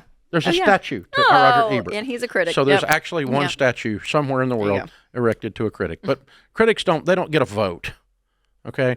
Because they haven't done what you've done. It's not their money, it's your money. Yeah. God didn't trust them with it, he trusted you with it. And it's a small percentage of your world. And again, check yourself with, can I burn that much money in the floor? And is my generosity very healthy? And is my motivation good, too? And is my motivation for other people or for me? Yep, no. That's right. That's right. If no one knows you did this ever, is it still a good purchase? And that's, I probably shouldn't say that after I just said this, but I didn't buy the Raptor because I thought somebody else thought it was cool. I bought it because I thought it was cool. You thought it was cool. I parked my Tesla right by it today. Yeah. In the parking lot. Well, you plugged in, and I bet I would. Did you feel a bit of shame? No, I bet it would beat your Raptor. It probably would. Probably would. So I think I could beat your Tesla in a 100-foot run, though. I think on foot I can beat it for the first 100 feet. No. Yeah. It goes back. Nothing comes out. Don't ever take that bet. Nothing comes out of the hole that fast. Not even a Tesla. Wait. What? I'm just telling you. I'll talk to you about it later. Open phones at 888-825-5225. From 0 to 60, from 0 to the first 100 feet, a person can outrun a car. No. 100% of the time. That is not true. Check it out. Go try it. Y'all go down the parking lot. We're going to do it after the show. All of us. Meet me down there, and then we'll all go up on the hill and go to Money and Marriage. Dave pulls a hammy. Oh, man. You never know. Oh, the man. Tesla will outrun the Raptor, though, to your point. Yes. It will. Thank you. Thank you. It will. No, but that is a question we get, I feel like more and more, probably because you've been on the show. But I do have the benefit of I don't have the shame of driving a rolling battery. Oh, my gosh. I do have that. I don't ever have to go to a gas station. We can keep going. Welcome to Thanksgiving dinner at the Ramseys. Yes. But the question of spending, because we do get that. Yeah, more and more, and especially people on baby step 7. Because people are winning with money. That's a wonderful question. Yes. But the emotions, to your point, it's hard to catch up. Don't catch up always mathematically to where people are when they start winning. We have 1,100 employees. We buy coffee. Our coffee bill, when I see it, is emotional. I mean, it's like, I don't make, what in the world? Unbelievable. I remember years, you start telling those old dad jokes, when I walked uphill both ways in the snow. Yeah. It's like, golly, man.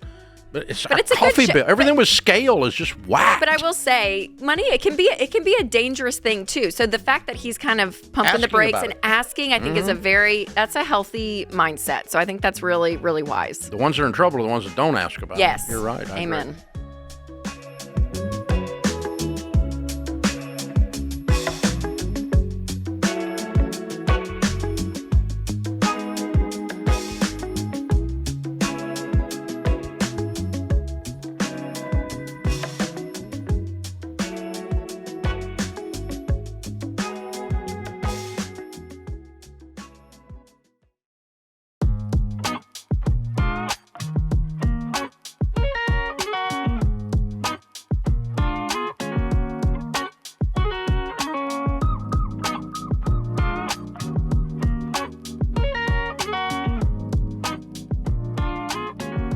Tara is in Hartford, Connecticut. Hi, Tara. How are you? Hi, good. How are you? Better than I deserve. What's up? So my question for you is, how do I continue with the baby steps if I don't have a home or any children?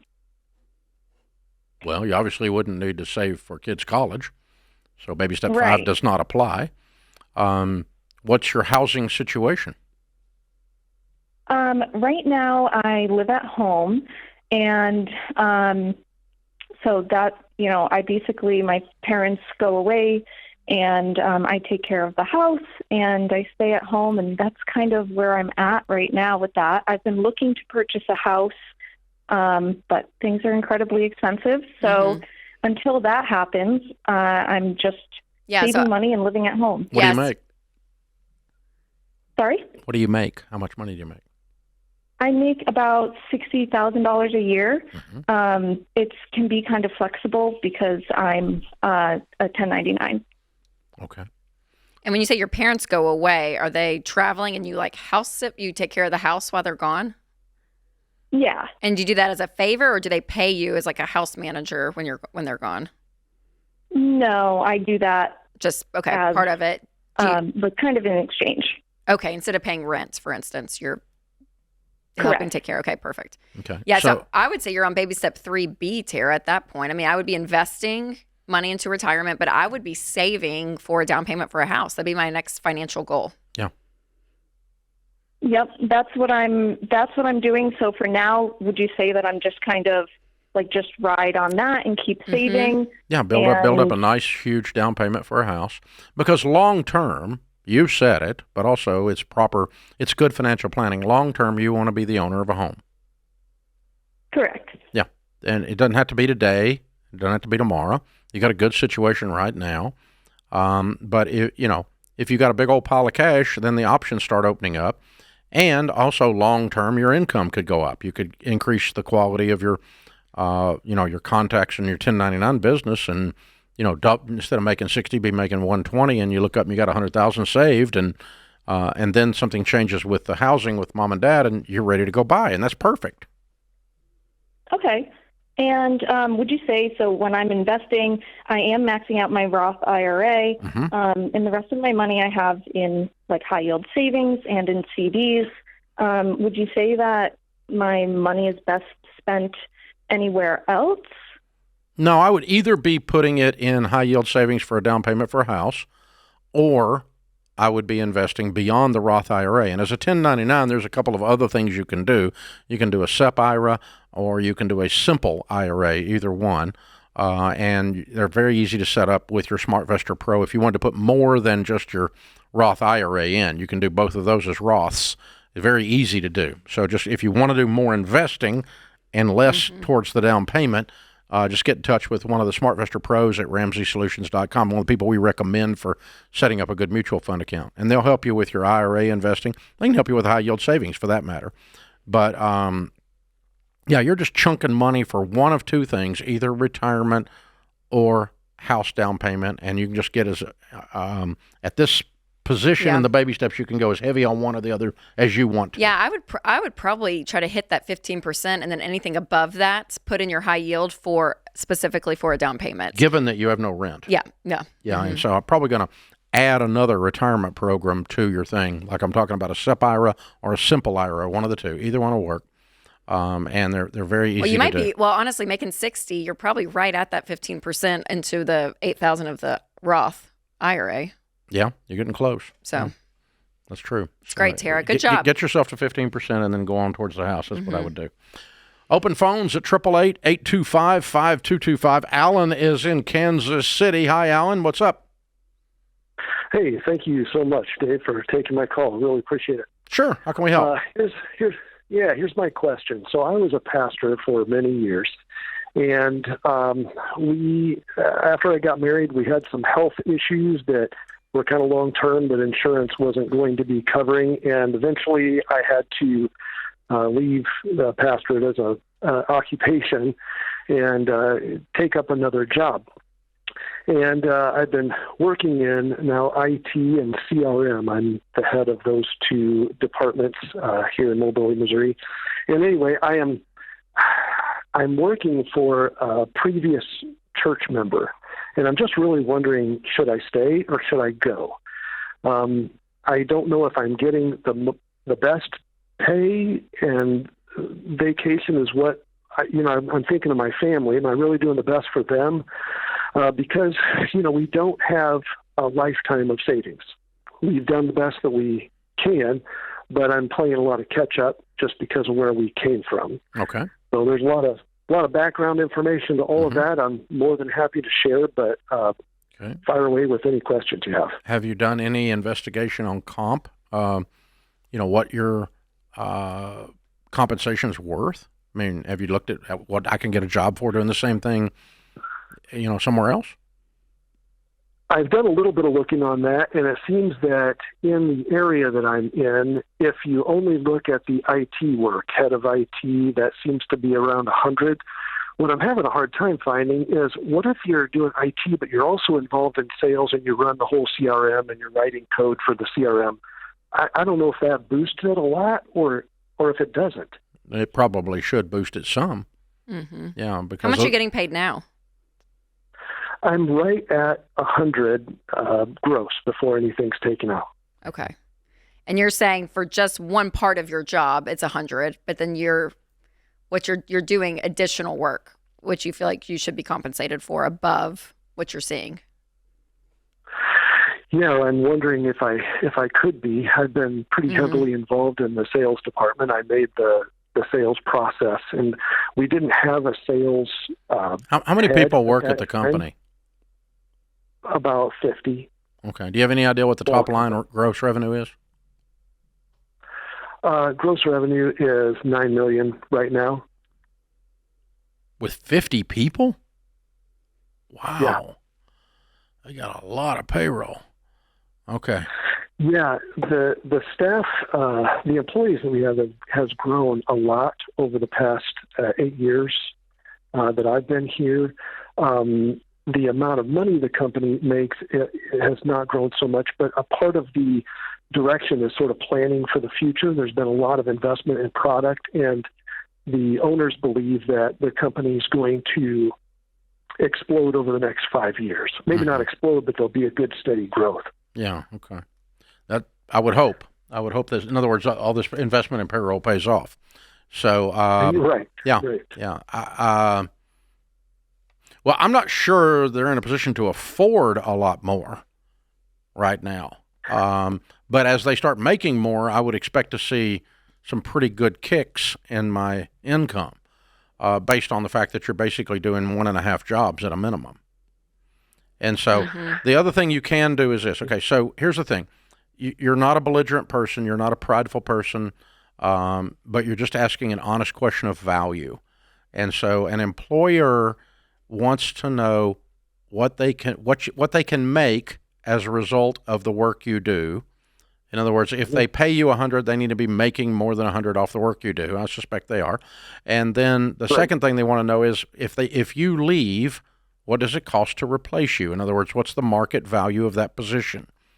And so if I were you, you're a detailed person, I would do a detailed comp study with LinkedIn and a few of the other sites and try to figure out as close as you can what you think this is worth and have a series of facts, 1 page of facts, not a 26-page study, okay?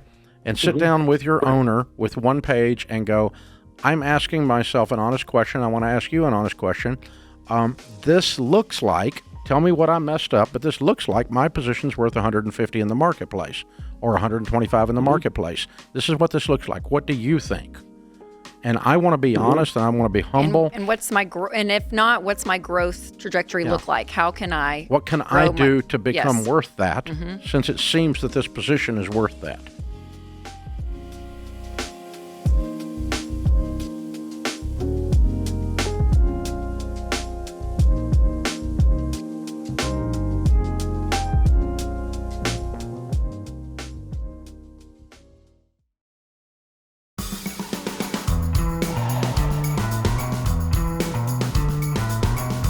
The all-new Every Dollar is here, and now it's way more than just a world-class budgeting app.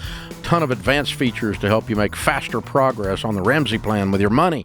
The average person finds literally thousands of dollars in margin in just the first 15 minutes of starting up. Start every dollar for free today. Get it in the App Store or Google Play. All right, Jeremy and Deborah are with us on the debt-free stage. What's up? Woo! Hey, Dave. Hey, Rachel. Welcome. Hi, you guys. Great. How are y'all? Where do y'all live? Charlotte, North Carolina. Just over the hill. Well, Yes. welcome, man. Welcome. Thank Good you. to have y'all. And if you're on the debt-free stage, it can only mean one thing. You're debt-free. And how much have you paid off? $85,614. Very cool. Nice. And how long did this take? 62 months. Good for you. Wonderful. And your range of income during that 5 years? 72 to 82,000. Cool. What do y'all do for a living? We own a small business in Charlotte doing custom window treatments. Oh, very cool. Awesome. Good for Awesome, you. awesome. What kind of debt was this $86,000? It was our house, Dave. Oh, mortgage. did it all the way. Who has an $86,000 mortgage? Right. What was left? We had what was left on our mortgage. We had a little bit of a backstory with ours. We actually got out of consumer debt, about 10 years ago, following your principles. And then we went through a stage of infertility. And ended up getting pregnant with our first daughter. Yay. That we unfortunately lost her Oh, at I'm 24 sorry. weeks. my. But we knew that we needed to stack money for her. We knew she was going to have needs. So we put the house, we paid the payments, but we put some extra on the side. Yeah. And in 2020, we were able to bring our first daughter home. Yay. Oh, my gosh. And then in 21, we were able to bring our son home. Yay. The Lord blessed us deeply. Yes. Oh, But that's much better than paying off a mortgage. Yes, it was. And over that time, we knew that we wanted to put them in a really great school, take care of them like we were going to take care of their sister. And we kind of had that money sitting to the side, and we had that left on our mortgage, and we thought, you know what? Let's just do it. Let's Do be it. weird people. Do it. Just pay it off. Yeah. Paid it And off. we'll use the fact that we don't have a mortage to take care of the kiddos. There you go. Exactly. That's it. There you go. Yes, and it That's has the blessed plan. us. They're able to go to a private Christian school and, little things like that we wouldn't have been able to do had Yeah. we not done this. Wow. So, huge Way to blessing in go, our y'all. life. Thank you. What's the house done. worth? About 350,000. Way to go. Very Good job, cool. you guys. Thank Oh, You've been you. stacking cash for this. Have you been investing as well? We Yep. have. And how much in your retirement nest egg? Probably about 200,000. All right. So over $500,000 net worth already. Yep. Way to go, y'all. And no Incredible. stinking payments in the world. None. You're done. How's that feel? I don't know yet. Amazing.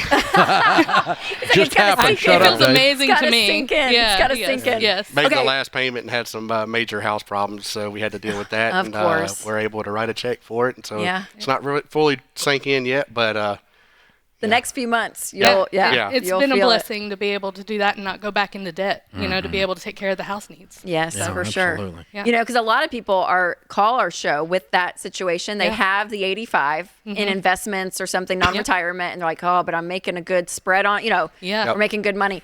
Would you say it's 100% worth it to just know that there is no mortgage? 100%. at least 100%. At least If not more. 100%, yes. If not more. Yeah, we spoke with you and John last year at the Money Marriage and had Yes. some I remember that. advice for us Yep. for the situation where we were in, and Yes. it helped us guide us to where we needed to do. And one day we were just like, no more. Write Yeah. the check, Just Be do done. it. build that account back up. Yeah. And, I love it. yep. Yeah. Boom. So Yeah. great, you guys. Well done. Thank Thank you. you. It's so good to much. see y'all again. I'm glad you're I back. know. We're so I excited to know. be back. So Well, fun. welcome back on the Ramsey campus. Yeah, Thank good you. to have y'all. So now with all this you've been through, you pay off the consumer debt, you stack cash, you fight the whole infertility battle, which is an emotional roller coaster. It was, yes. And and then you turn around, look up, and go stack of cash, mortgage, gone. Yep. And so like 3 different major parts to this story, almost timeline wise. Yes. What's your advice to people, and what's the when we always ask people, what do you tell people about what you do to get out of debt? What was the key thing that enabled you to go through all 3 of those phases? I would say, you have to have a team. You have to be a team. You have to be on the same page, because it could have easily tore us apart. What we walked through infertility-wise, and then losing our daughter, that was very rough. But it almost fueled a piece of me that it didn't fuel in him, and I was able to say, you know what, let's double down. Let's do this. Let's for our future children, and we're able to do that now. And the feeling of knowing that we've changed our trajectory for our kids in their lives, you can't put money on that. Yeah, you change your family tree. Exactly. We say it all the time, but it really does mean something. Yeah. Yes. It does. You really change the where direction. you guys came from, how you grew up, do you look and think like that was where you're standing today? Did that feel impossible? 1,000% for me. Yeah, 100%. I had great role models as a kid. Yeah. My dad was probably a Ramsey fan, but he didn't know it until I met you, and then then he was all on board because he's like that's how he lived his life, and I tried, but then get married, make stupid decisions, and pay lots of stupid tax on a lot of stuff, and then just being able to turn that corner and know about the future that we want to have and the possibilities and are endless. What's the dumbest thing you ever did with money? Oh boy. Much time we got That's a left. good one. I just pick one, the best one. Probably vehicles. Yeah. Okay. Yeah. Buying vehicles that we had no. Yeah, I bought a 2016 fully loaded off the showroom floor Maxima with 20-inch rims on it. No money. And I had no money to my name. Yeah. And you bought that in 2016. Yeah. Yes. Yeah, in 2016. Yeah, that wasn't now. You didn't buy that the other day. Yeah. No. Yeah, that's it. Since this whole journey, we've financed 3 pregnancies. Cash flow, not finance. Yeah, multiple vehicles in cash. Yep. It's just a whole reverse trend. Yes, absolutely. It's never go back. Well, I wasn't doing that to make fun of you. I just want to remind people that it's you can do dumb things and not be dumb. Absolutely. I have done some incredibly stupid things, and I'm not stupid, but I have done some stupid butt stuff in my life. And so I look back on them like, you're man, it's dumb. Yeah. But then you go, but I don't have to live that way. I can change. Right. Just the peace that you get to have foundation issues at your house that it's just an inconvenience, like you say. Yeah. It turns it from an emergency fund. It's just to be able to pay for our kids' school and it not be a question. So good. How old are the kids now? 5 and 3. 5 and 3. Oh, okay. wow. So Okay. great. Oh. Were they kind of part of it? Was the 5-year-old like? Funny enough, she's learning. Yes. We have a school store at school, so she's learning about the privilege of earning and being able to buy what she wants. And we have the kids. The financial peace junior stuff. Yes. Yes. Yeah, we have that for her, so we're working through that with her. I love it. Sometimes at 5 it goes in one ear and out the other. 100%. Well, I was going to say, because some kids, people that are working the plan now that are listening, they have kids in the home and they're kind of, part of that journey. Yours are obviously, they're younger, but to think that they'll never know. They'll never know parents with stress around money and hopefully they'll project them to live the same. We want them to live the same way. 100%. Well done, you guys. Thank you so much. So good. So proud good. of y'all. John, good cheerleaders. Who was cheering you on? We did. We got family. We've got This family. is friends here. We met at the Money Marriage Retreat last year. Yes. Became friends, and they said they'd drive up to meet us whenever we did it. Oh my gosh. And obviously we've had family. Some here, some not here anymore. Yeah. Wonderful. Wow. Yeah. Well, congratulations. We're very proud of you. Thank you. Jeremy and Deborah, Charlotte, North Carolina, $86,000 paid off, house and everything. Yes, they are official weirdos. They did this in 62 months, making 72 to 82. Count it down. Let's hear a debt-free scream. 3, 2, 1. We're debt-free! Yeah!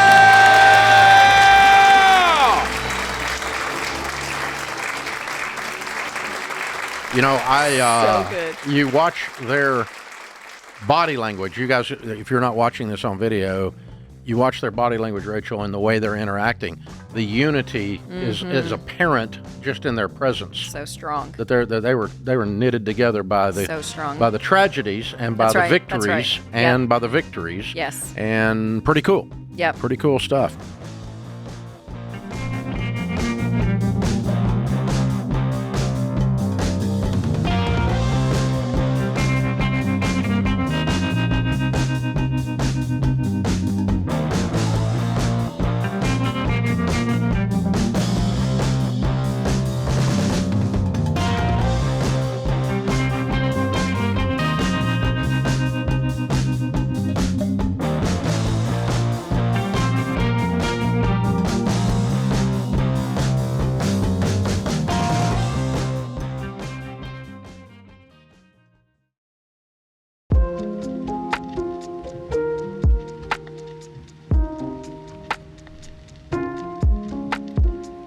Our scripture of the day, Matthew 10:16. Look, I'm sending you out as sheep among wolves, so be as shrewd as snakes and harmless as doves. Ronald Reagan says the best view of the government is seen on a rear view mirror as one is driving away from it. Amen and amen. Oh, Elijah is in Nashville. Hi, Elijah. How are you? I'm doing great. Thanks for calling, you guys. Certainly. How can we help? Well, my parents are in their mid-50s and don't really have a retirement plan in place, but they do have a car payment and an RV payment. So they're definitely upside down right now. So for me, it feels like my parents can't see what's so clear to me and my wife.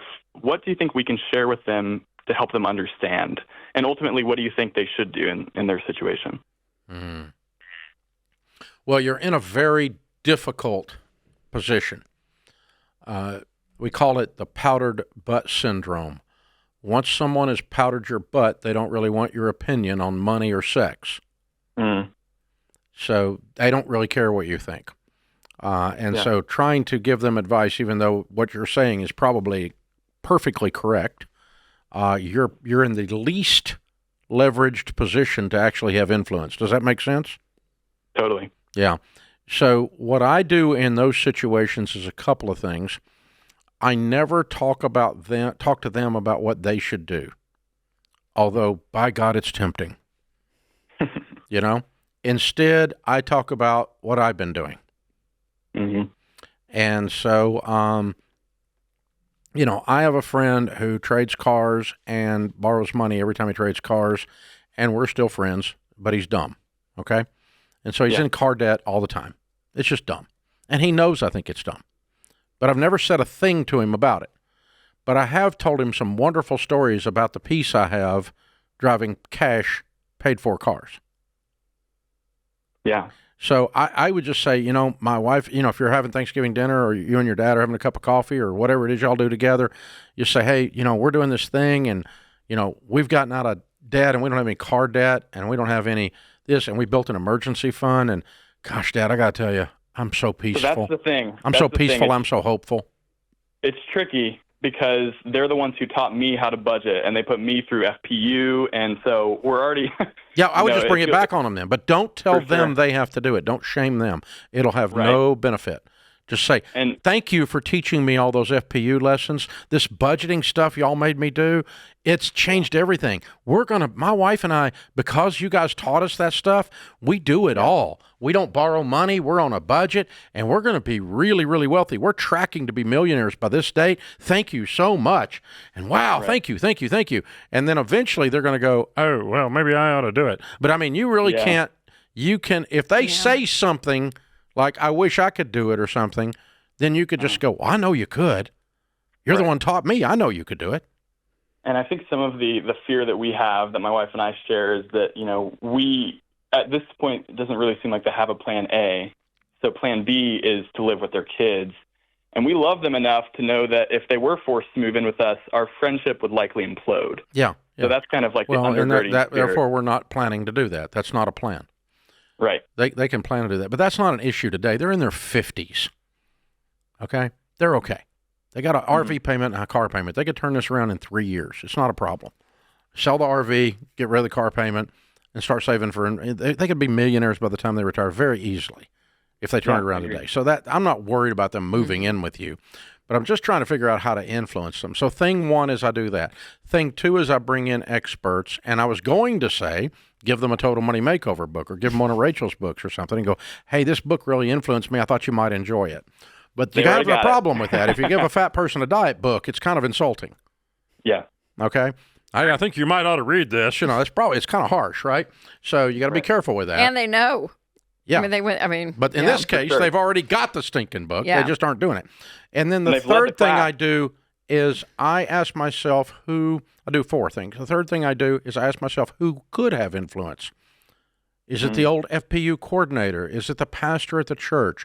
Who is it that's a sold-out FPU person that they would listen to, or they might not listen to that young whippersnapper? Okay? Right? And so forth. fourth thing I do is I pray and I ask God to send someone into their lives that's going to mess with them. Mm-hmm. God, make them uncomfortable. Or that they have a change of heart. Yeah. Yeah. And Elijah, too, I think part of growing up, which is so funny saying this next to my dad, you are not this at all. This has nothing to do with you at all. With what I'm about to Major say. disclaimer. No, but really, I'm like, it is, when as you're becoming an adult, it is weird when you look at your parents, you're like, oh, wow, I feel like whether emotionally, spiritually, financially, business, like whatever the thing is, when you start to surpass them in wisdom in an area, and you with money, with your parents in this way, right? I mean, honestly, it is a weird thing. It's just like one of those parts of growing up that you have to learn, like you can't control them. Like, and I think we all have this thing in us, and we have people in our lives that are doing something that you're like, oh yeah, I wish they were doing something else. And we have this belief of, if I could just have this one conversation, or I could phrase it in this one right particular way, they're suddenly going to get it and the light bulb's going to come on. Yep. And I think I've just learned, like, you just don't have that control over people. And I think we believe we do to a degree, and we really don't. And so I don't know, Elijah, there is a point that, you can do all, and I agree exactly with what Dave said of, you guys celebrating where you're at, and you're able to share where you are. But at the end of the day, it is a little bit of grief sounds like a really strong word, but it's this like, kind of like, oh wow, I'm starting to surpass my parents in one area of life. And that's And the irony weird. is they taught it to me. I mean, seriously, yeah. That's very weird. I mean, it's bizarre a little bit what you're saying. It's one thing if they had no idea, but they know it. So I don't know. Well, there is it just seems like a lot of these stories have to do with buying campers and RVs, don't they? Yeah, they do. They do. You're right. It's a feel like little bit of a it's almost midlife like crisis sitting in the driveway out there. I'm just saying. Yeah. Yeah, exactly. And It's like Elijah, a lifestyle. I do wonder, how do you know that they have no retirement? Have they said that to you guys? Yeah, we've had some candid conversations. Oh, okay. And they're pretty transparent about their finances, and they'll ask for financial advice. They'll say like, "Well, what should I do?" And I'll be like, "Well, you should start, that's Roth a good IRA." sign. And it's just this pain point, I think, for them is the RV, and it really does come down to just like a heart for we want to raise our grandkids in this RV, and we want to go on these trips in our retirement. But the thing is, I think they just bought it 20 years too early. Could be. I think you nailed that one, buddy. I think you nailed it. That they're asking, and all of it, and and I think if you come at it with some curiosity of like, hey, how are you guys feeling about it? And truth be told, they may be fine I would with the turn RV it back payment. on them and say, okay, if you want to have wealth in the future and a quality retirement to be able to enjoy with the grandkids, what do you think you should do? Mm-hmm. Yeah, and I'm trying to help them connect the dots between the financial strain that they feel right now and the $900 in car payments that they're paying. But it's hard for them to connect those dots, I think. No, they're in denial. That's all it is. They just don't want to connect the dots. They know. Yeah. They know. I think that's true, too. They taught you this stuff. I mean, you turned out, dude. You got all the answers. You could do this show. I mean, you called up asking questions, but you already knew the answers. Mm-hmm. And, so I'm going to try to get some people to influence them, some situations to influence them, talk about your successes.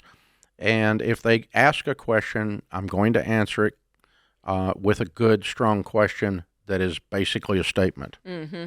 Yeah. What do you think you ought to do about the RV? I mean, seriously, have them be answering what they're feeling and thinking and making them say it out loud. That could be a light bulb moment. I don't know. A little mirror action. But I kind of appreciate that, that they're so open with you guys. I think That's a good be sign. okay. I think they're going to be okay. Mm-hmm. I think they're probably closer than you think they are to waking up. And part of what makes me think that is the way that they raised you, to where you know the answers, which means I know they know the answers, and they'll come back around to common sense. Mm-hmm. It'll start to haunt them eventually, and But the fear he's having of them living with them is that's not going to happen. Put that down. Yeah. No, just tell them stay in the RV. Just keep the RV. It's a really old RV at that point. Cousin Eddie's here.